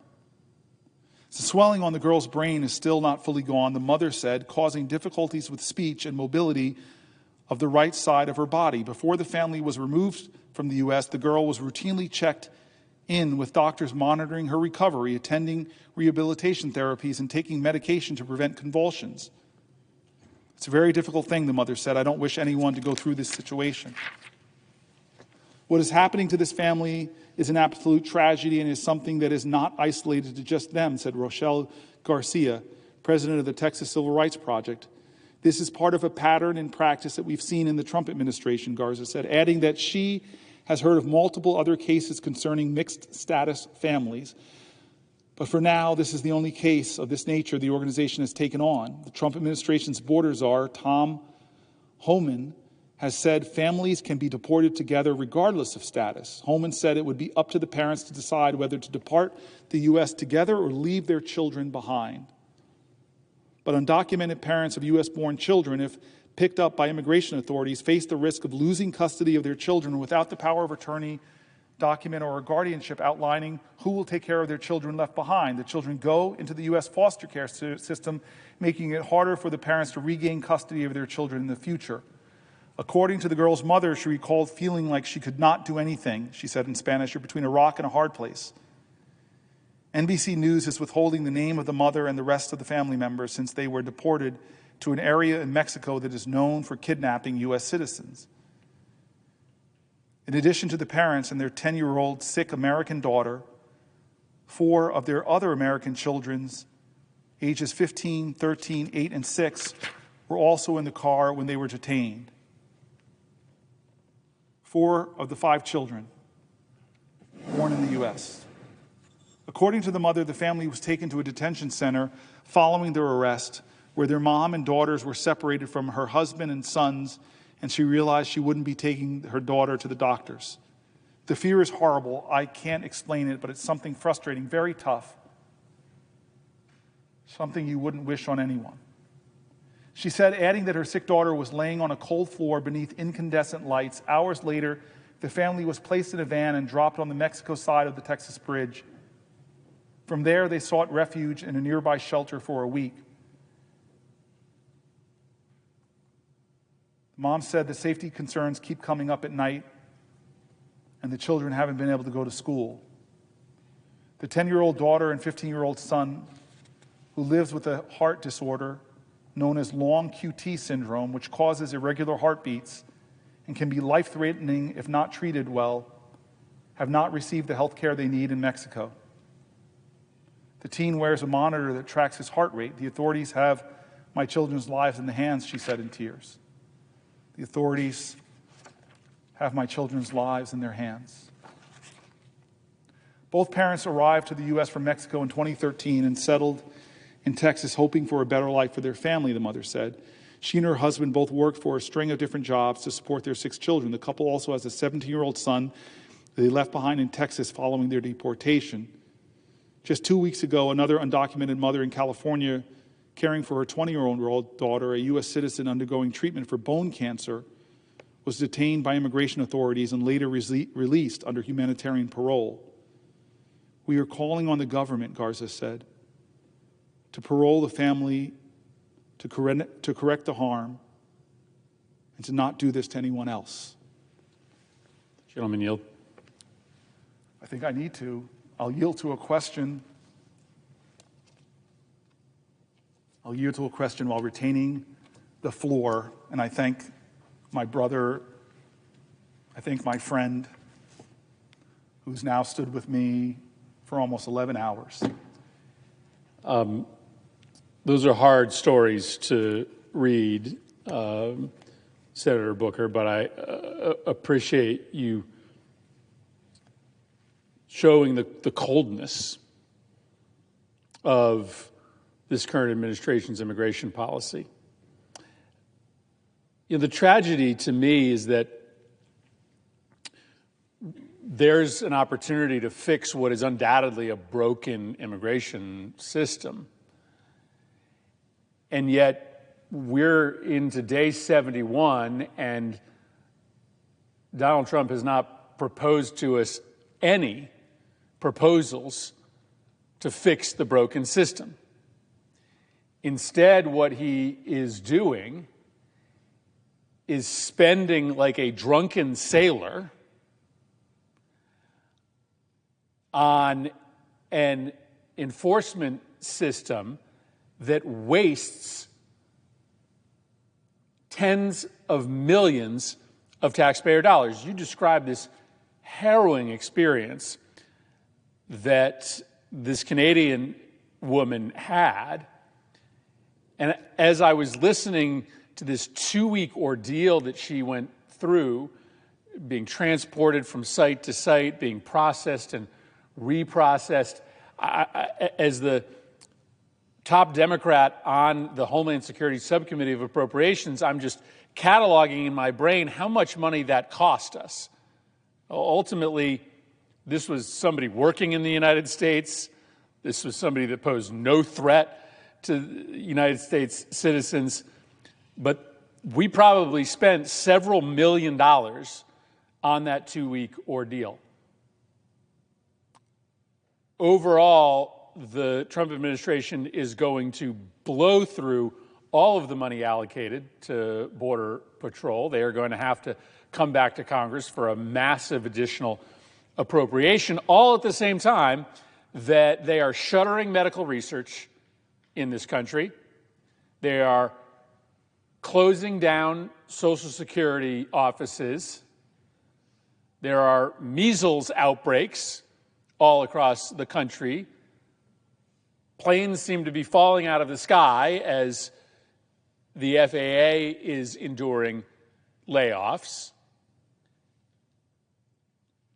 There are consequences to these spending decisions. The amount of money that's being spent at the border, much of it wasted in a showy, ineffective response. The consequence of that is that the services that average everyday Americans need, like help on their Social Security claims, are being impacted.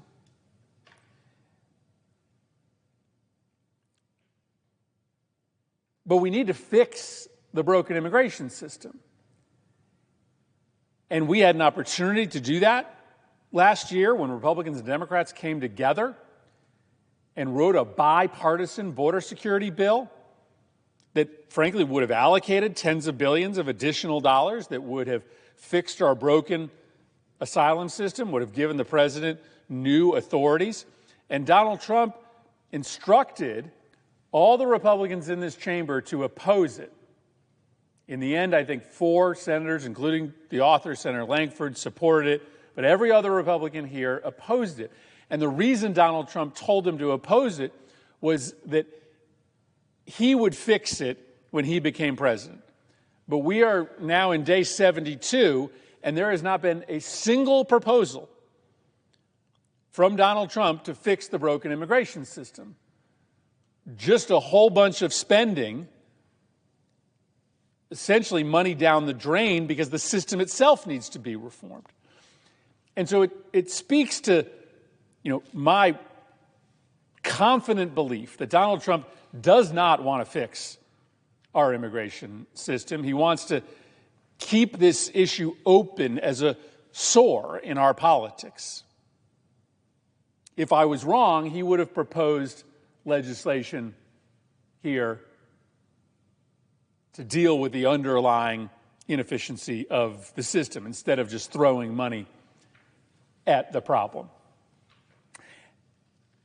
And so we will see what the result of this campaign is. We were told that immigrants to this country represented a very specific national security threat, that we needed to crack down on immigration, including expelling from this country legitimate asylum seekers, because that was what was necessary to protect the nation. Well, we'll see what the crime data tells us for the first few months of this administration. I have a feeling I already know what the story is. Crime is not going to have gone down. Why? Because, in fact, whether people want to acknowledge this or not, natural-born American citizens commit crimes at rates higher than first-generation immigrants or people born outside of the United States of America.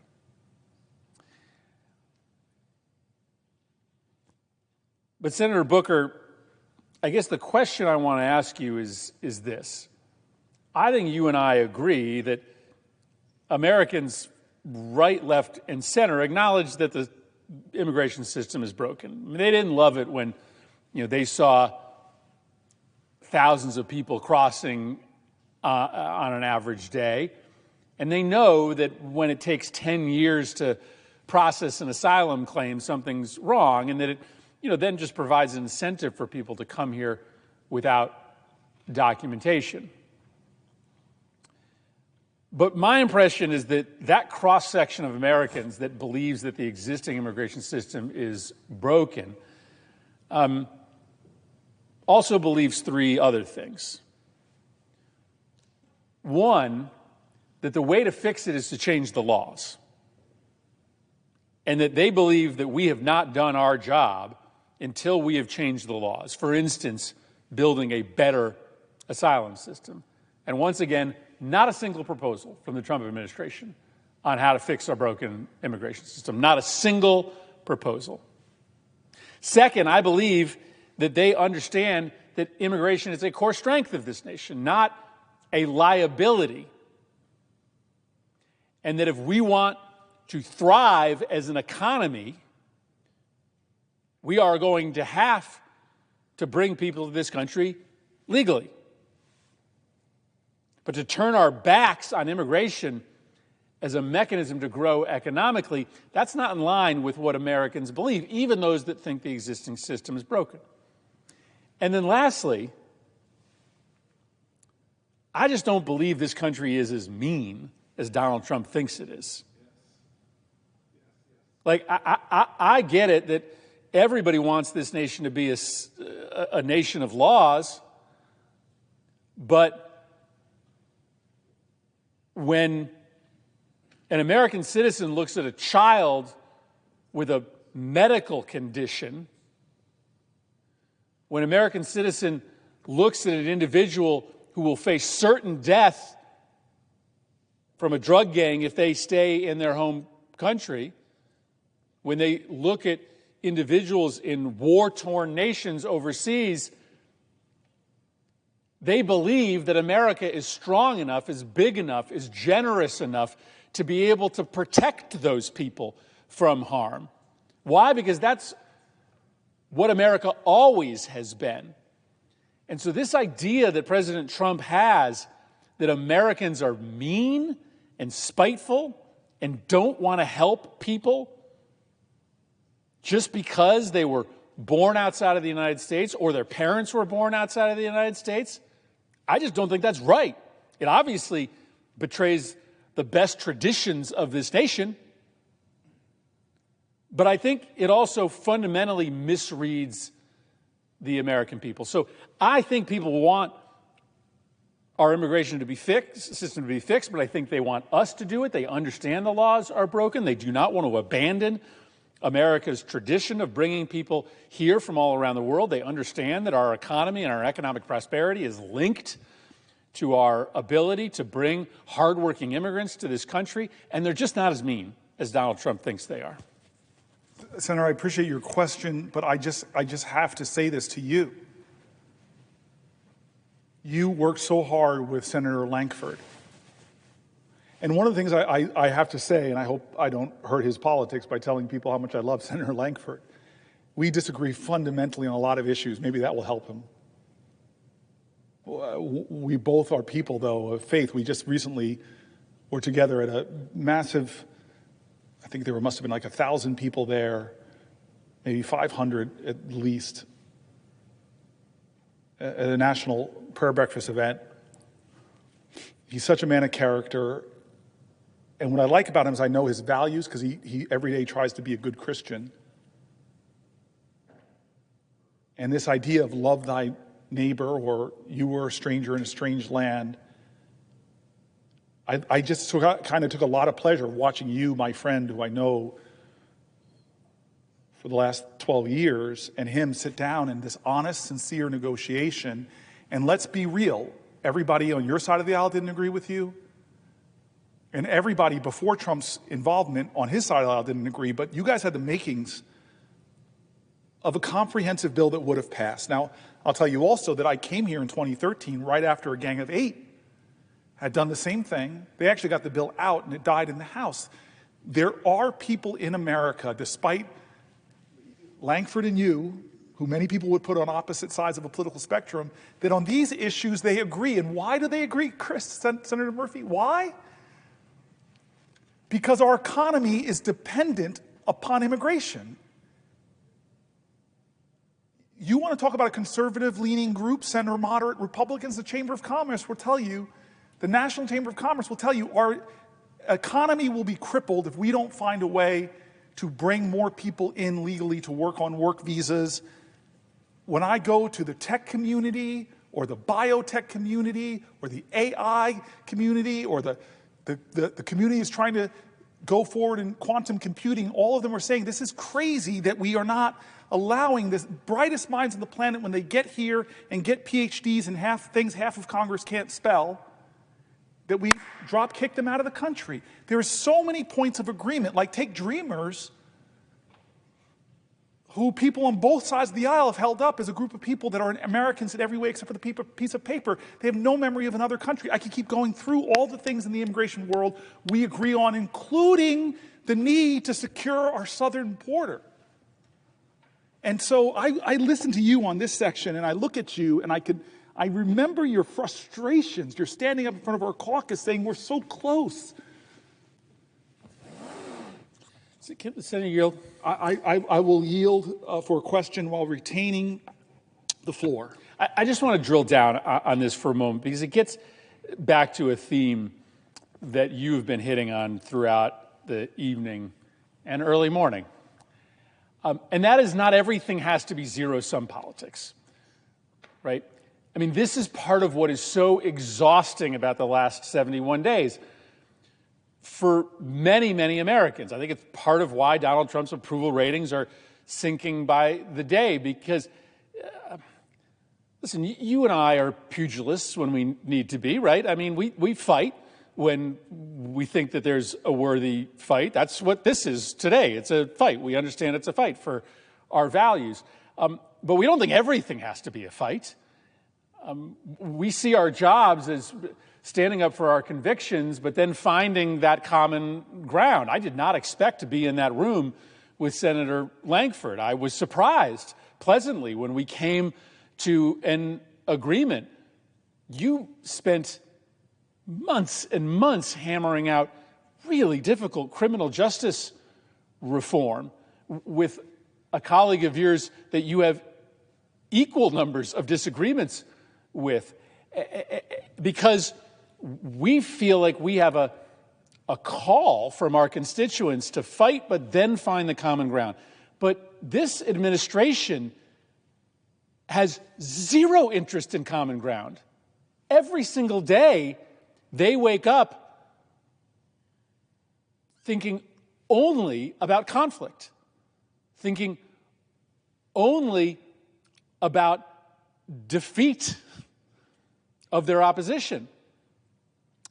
And they have been frustrated because they've been trying to do a lot of illegal things, and the courts have been telling them no.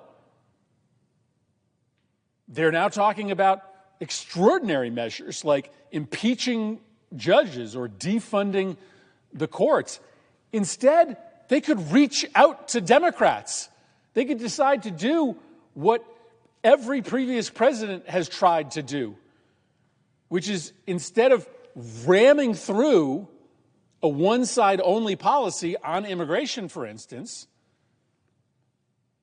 come to people of goodwill on the opposing party and try to work out a compromise. This is what exhausts the American people, is this administration's complete, total unwillingness to find common ground on anything. That is not where the center of this country is. And on the issue of immigration, we found common ground last year. It was hard. It did not satisfy everyone. But we have proven that on this issue, that is hot, that is difficult for even family members to talk about sometimes, that even on this issue of immigration, we can find that common ground. And so we are here, you are here, because there's a fight to be waged. But I think we both wish, on a litany of these topics, we were instead sitting down with our colleagues. But that is just not in the DNA of this administration. And that is part of why this president is becoming more and more unpopular by the day, is because they expect any president, to make at least a minimalist effort to try to reach out and find compromise. And that never happens from the Trump administration. For the question I see in there, and I again, great presidents have great ideas they bring to Congress, and they fight to pull together and cobble together legislation that will last. The problem we have right now is this whiplash between Trump's executive orders and Biden's executive orders and Trump's executive orders, and it's not solving the problems. And we've shown that there's enough common ground to do something on them. But I don't want to stick with common ground now, actually, because there's some things in here that are not common ground, like private prisons. You know, I'm one of these folks that doesn't want to criticize. I've flown out to a private prison down south to get a tour, met really kind and nice people, but there is something problematic to me about a profit motive for imprisoning, shackling, detaining, and holding people. And this combination of that and a corporate reality where you are giving campaign contributions to people that will then turn around and give you government contracts to restrict the liberties of human beings. And the story that I read about this woman feeling like They lied to her lawyer and said if she had only said she could pay for her own flight home, but they were keeping her, and every day they were keeping her, they were getting more money from American taxpayers.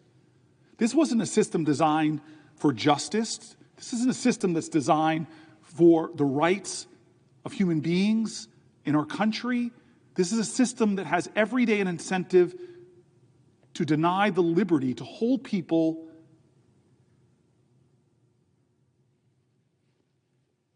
It's wrong. It's wrong. It's broken. And with a president that doesn't care about these things, that is giving greater latitude so that more stories like the Canadian woman's story, it's stunning. I want to keep moving, though.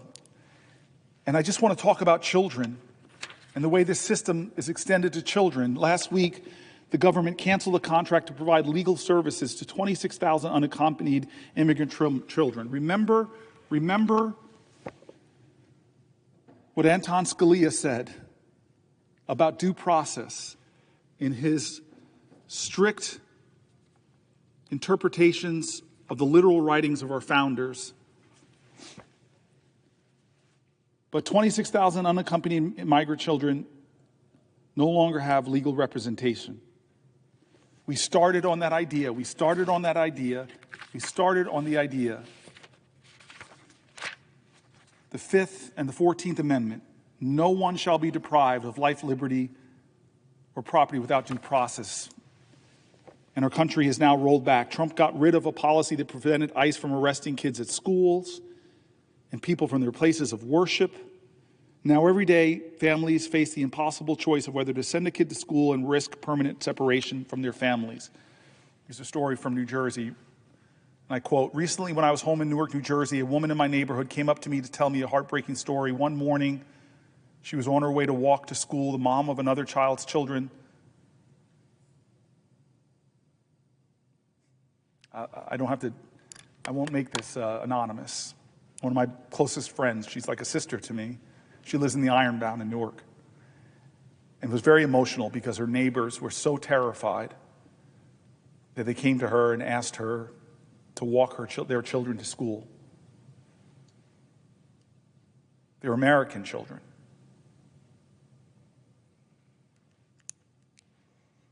There's so many teachers and school administrators who are speaking out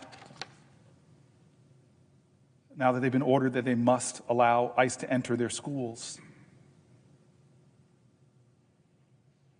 Trump has plans to revoke temporary protected status protection for hundreds of thousands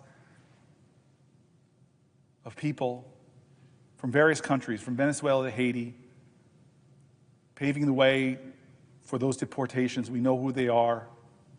He's done this despite the State Department maintaining a level 4 do not travel warning to Haiti and Venezuela due to widespread violence, danger, sexual assaults, kidnappings, and more. He claims that he's tough on crime because he wants to go after child sexual abusers, but when you're sending children running into schools and churches and sending them back to environments that are known for sexual assaults on young girls.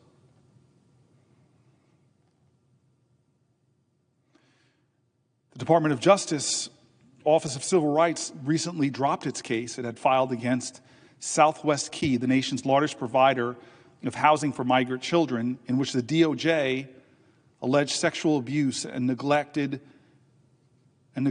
perpetrated against undocumented children in federal custody. It was a case that the DOJ brought against this company who houses migrant children because of alleged sexual abuse. And what did our government do under Trump? They dropped charges.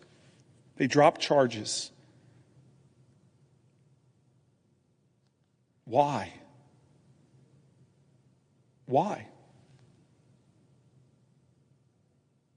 Children being sexually assaulted? It's not worth an investigation? Is it because the administration thinks that pursuing the lawsuit and holding perpetrators accountable will somehow interfere with their immigration agenda? They literally let alleged sex abusers go free with no explanation. The hypocrisy.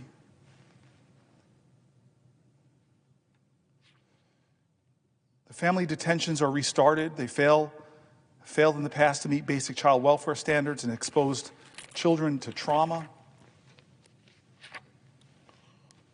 The President's own Department of Homeland Security concluded in 2018 that family detention centers posed a high risk of harm to children and families, and despite his own Department of Homeland Security back in 2018 saying that, they've restarted it. One of the points I want to make is crime.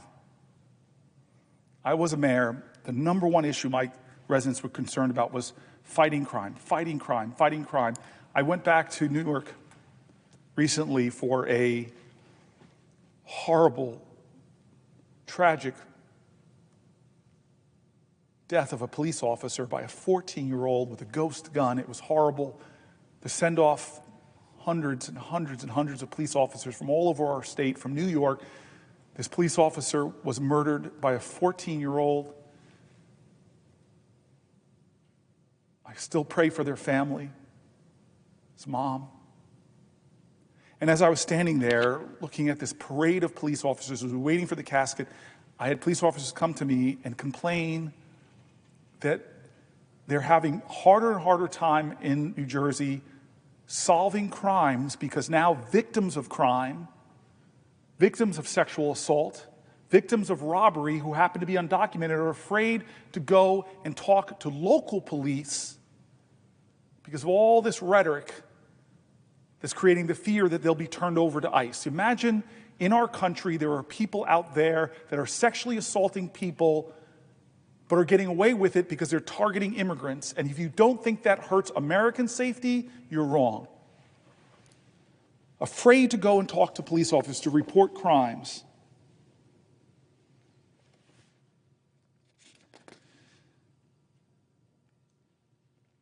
They're subverting people's constitutional rights. They're incarcerating people in foreign prisons who have no criminal records. The harms to children. We've talked about all of this, but diverting law enforcement resources away from investigating national security threats, terrorism, drug smuggling, human trafficking, illegal arms exports, financial crimes, and sex crimes, taking law enforcement away from investigating those crimes and forcing all federal law enforcement agencies to enforce low-level immigration crimes, or I should say undocumented people with no criminal activity beyond their being in our country. Reuters wrote about this misguided redirection of federal resources. I read their article.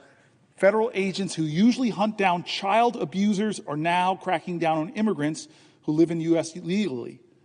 Homeland Security investigators who specialize in money laundering are raiding restaurants and other small businesses looking for immigrants who aren't authorized to work.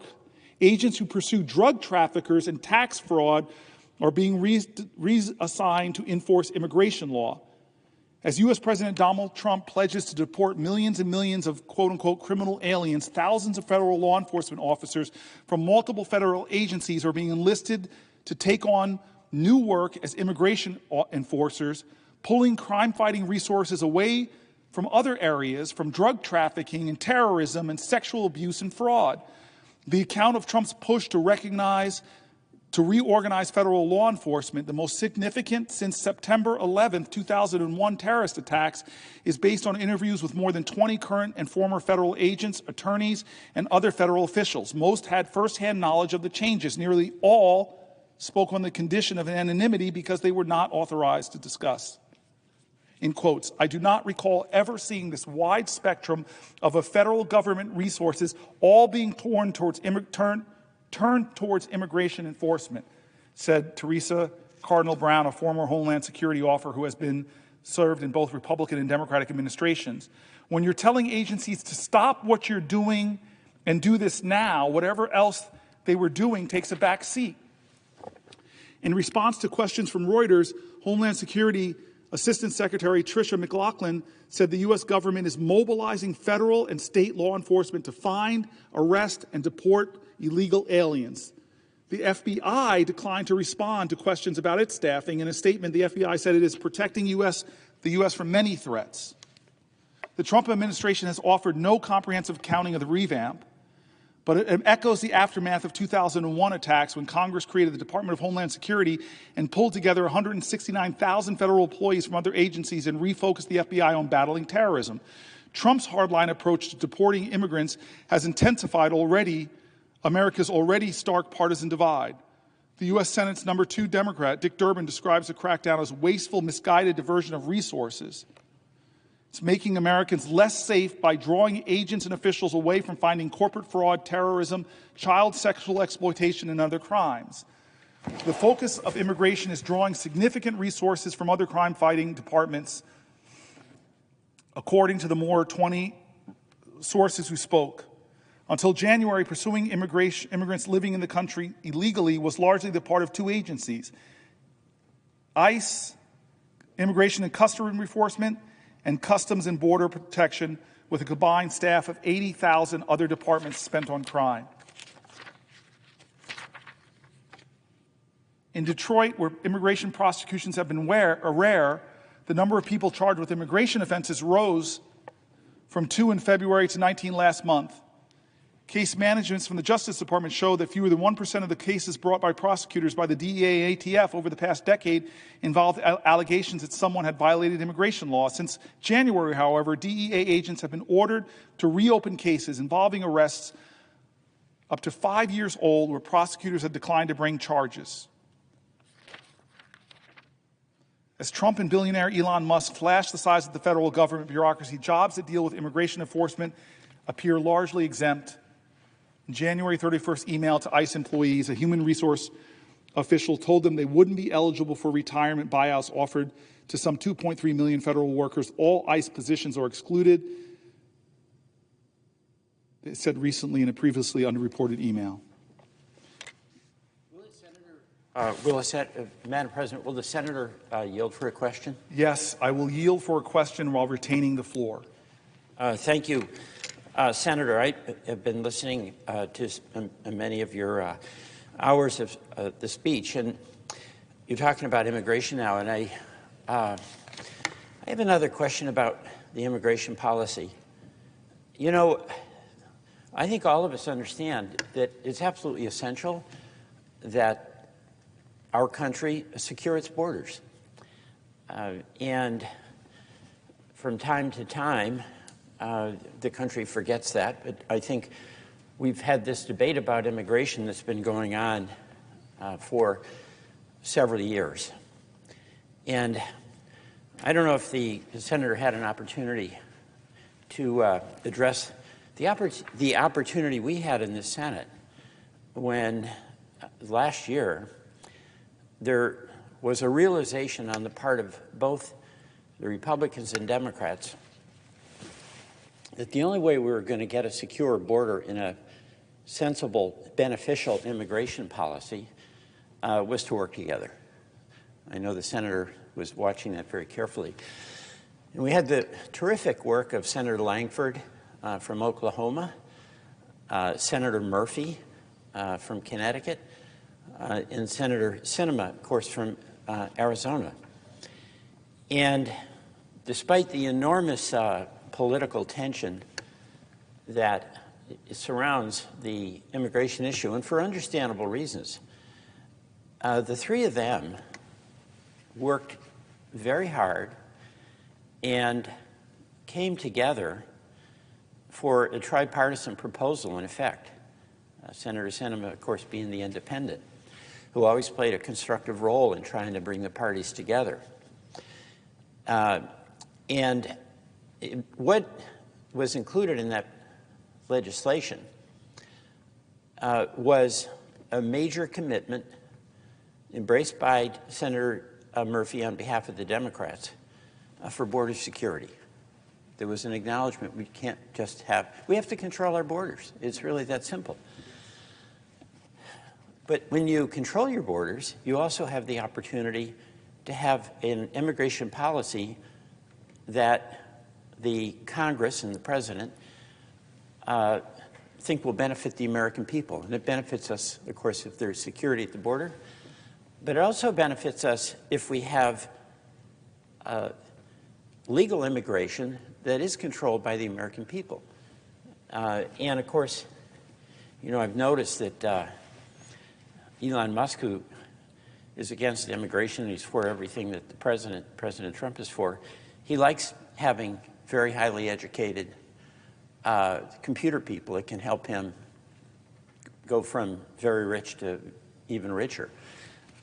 So he carves out an exception for people that will be beneficial and helpful to him in his various enterprises.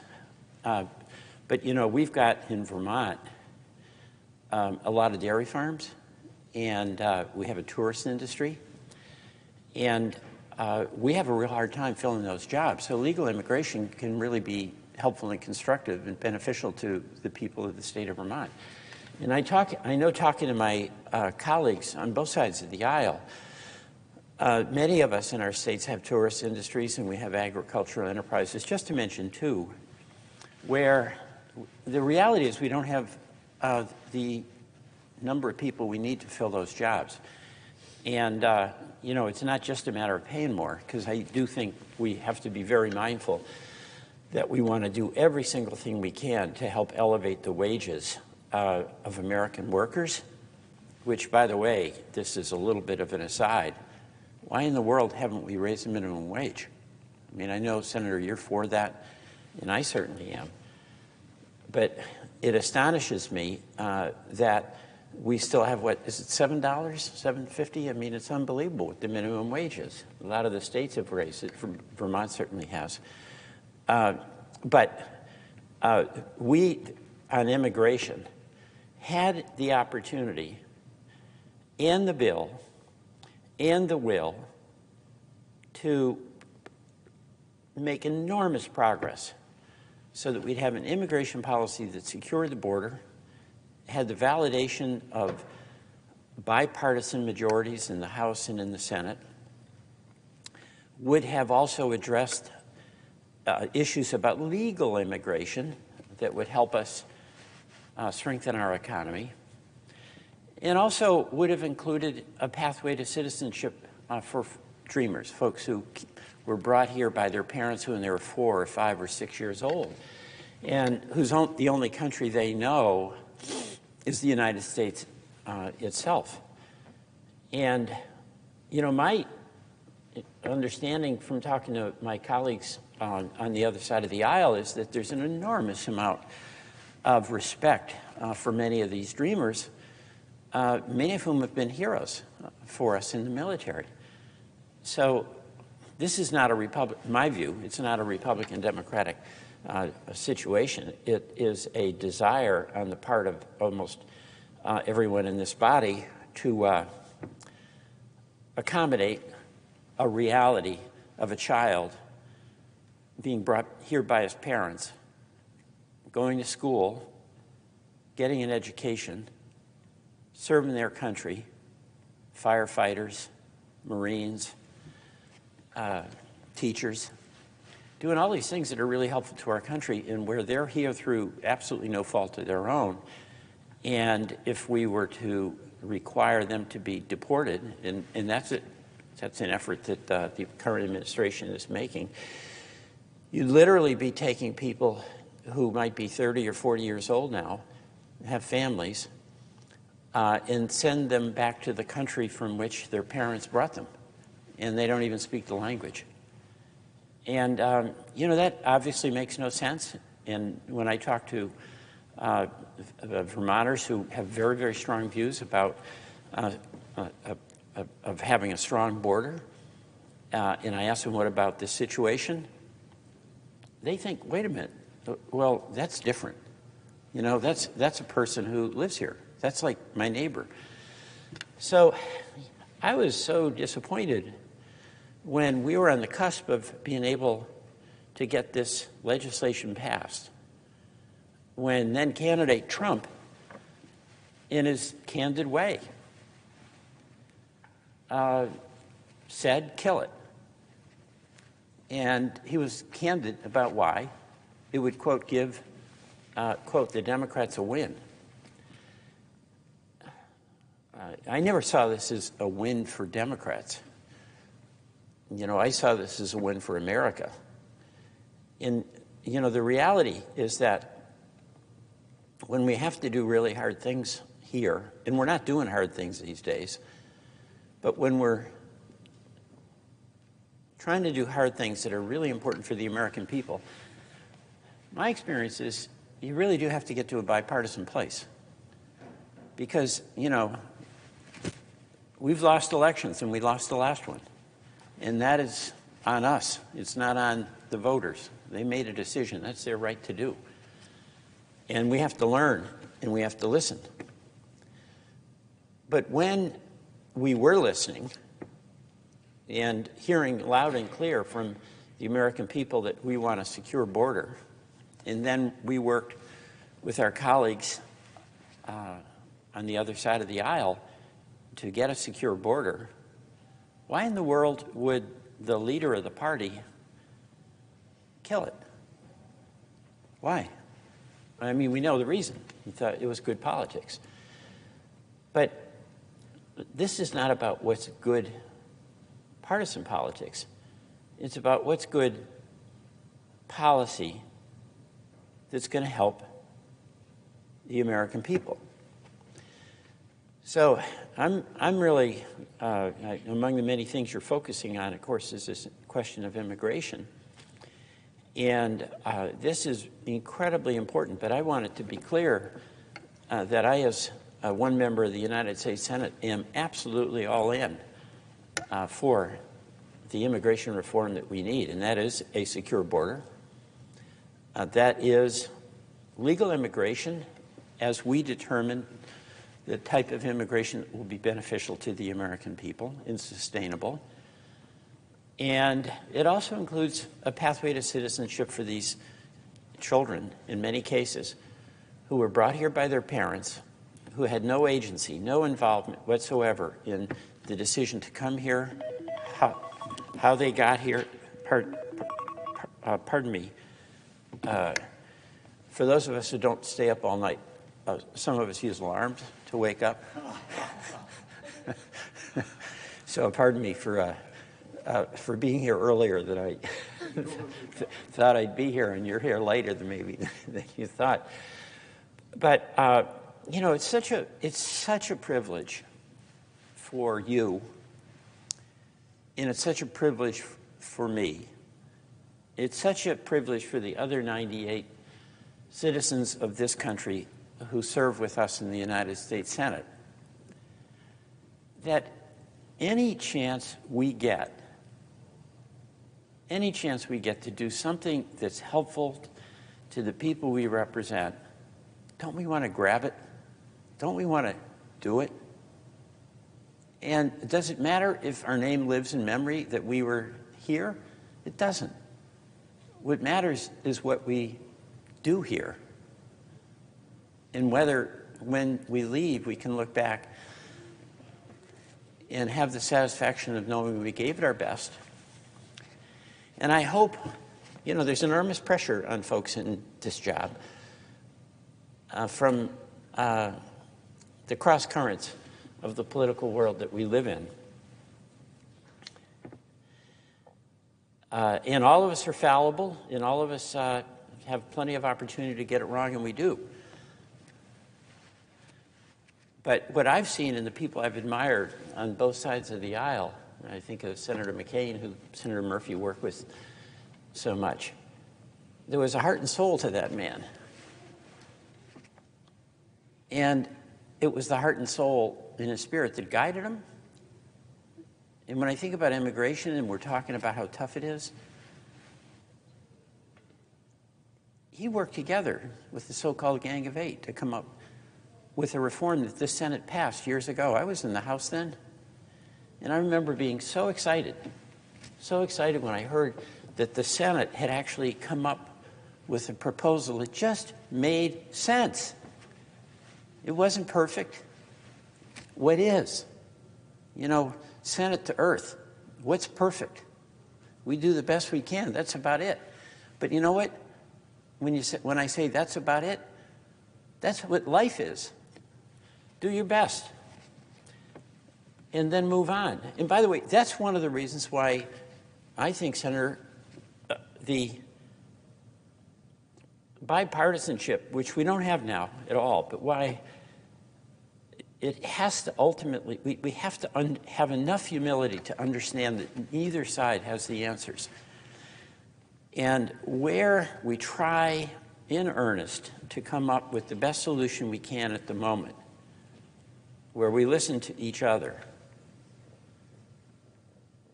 what happens is that if we didn't get it fully right, and we never will, we understand that we have an opportunity to fix it and make it better based on that experience. And when there's just our way or the highway, there's no resolution and no progress. Number one, you don't get the bill passed, as we saw with the immigration bill. And then number two, if you get it passed, the other side just tries to tear it apart and repeal it, as opposed to improve it. Now, every single one of us knows that the American people want progress. But when what we're talking about was something as hard, it truly is hard, the issue of immigration. We're talking something that's hard politically. That spirit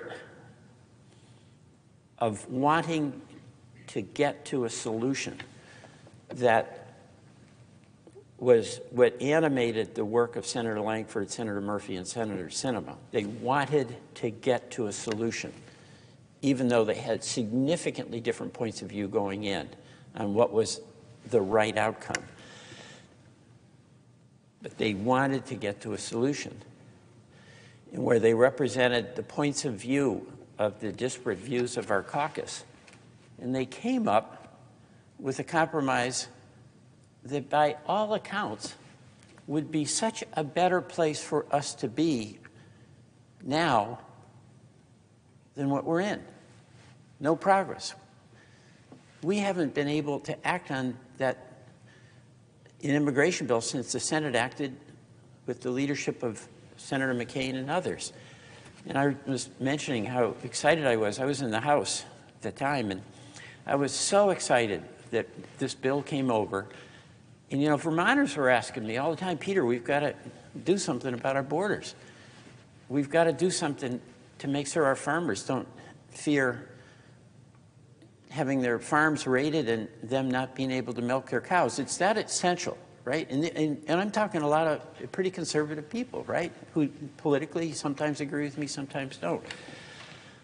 But what was so exciting to me was that on the cusp of this coming to the House, I was thinking, I'm going to have a chance to vote for secure immigration, for securing our borders, a rational immigration plan, and I'm going to be able to give a fairness to the dreamers.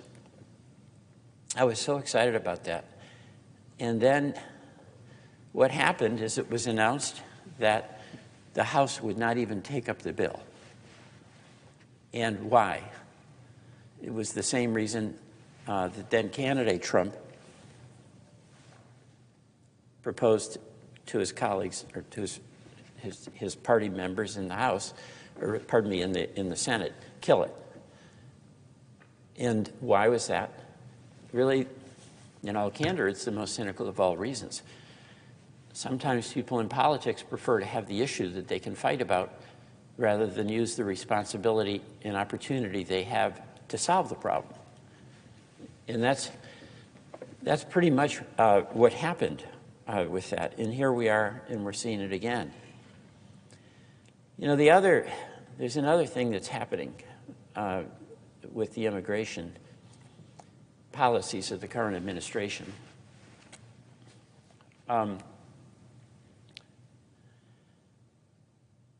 There's a lot of cruelty that's part of it. You know, yes, we have to have a secure border. Yes, criminals who came here illegally should be deported. But should the consensus that we have about a secure border, about the legitimacy of deporting criminals who are here illegally be used to justify a wholesale roundup where the people who are rounded up are almost randomly picked up. You know, some may be on the basis of good information, but it's clear in this roundup where so many people were flown to the jails in El Salvador that the minimal amount of due process, which is inquiry into who is this person, where are they from, does that tattoo mean they're in a gang, or is that a tattoo of mob? Are we a society where we don't provide that minimal inquiry? It's called due process. Our country was founded on it. And it appears in many cases we haven't done that. You know, and then what we're seeing also is that a number of people are being rounded up who are here legally. They're here on a student visa. And they published an opinion in a school newspaper expressing their point of view about the suffering in the Middle East. And this country, of course, is founded, among other things, on the First Amendment right to free speech. And it's a pretty astonishing thing that people who express that, who are here legally, by the way, legally, I want to emphasize that, are suddenly confronted by people who are essentially wearing masks, put in handcuffs, taken away, and then put in a jail at some unknown place until maybe days later you find out where they are. How does that solve the border crisis? How does that protect the liberties that have been the hallmark of the United States of America since the Constitution? It is cruel. You have a person who essentially disappears, and that's a term I know Senator Murphy used once, and I think, unfortunately, accurately. So, you know, we have a challenge, you know, and it's really not who wins this vote and who wins that vote. And it's not even who's in the majority and who's in the minority. Because this country only works, and this Senate only works, when whatever your political views are, you approach the problems that America has from the perspective of your obligation as a United States Senator to make progress, to make it better. And you know, I was in the state Senate for 13 years. I'm not going to say my life's been downhill since then. but what I so appreciated about the Vermont Senate, and I learned working with other people there. Bipartisan doesn't have a meaning almost now because it's like you've got to be on one side or the other. But I remember when I first went to the state Senate, Senator Booker, I won an election that was an upset. So I was feeling pretty good about myself. And when I got there, it was a majority in the Republican Party. And I was ready to cause trouble. And not necessarily in the John Lewis good way, all right? It might have been more of a Peter Welch ego way. So I had a lot to learn. And what I remember was showing up in these two Republican senators who were just really icons for me in my life, as it turns out.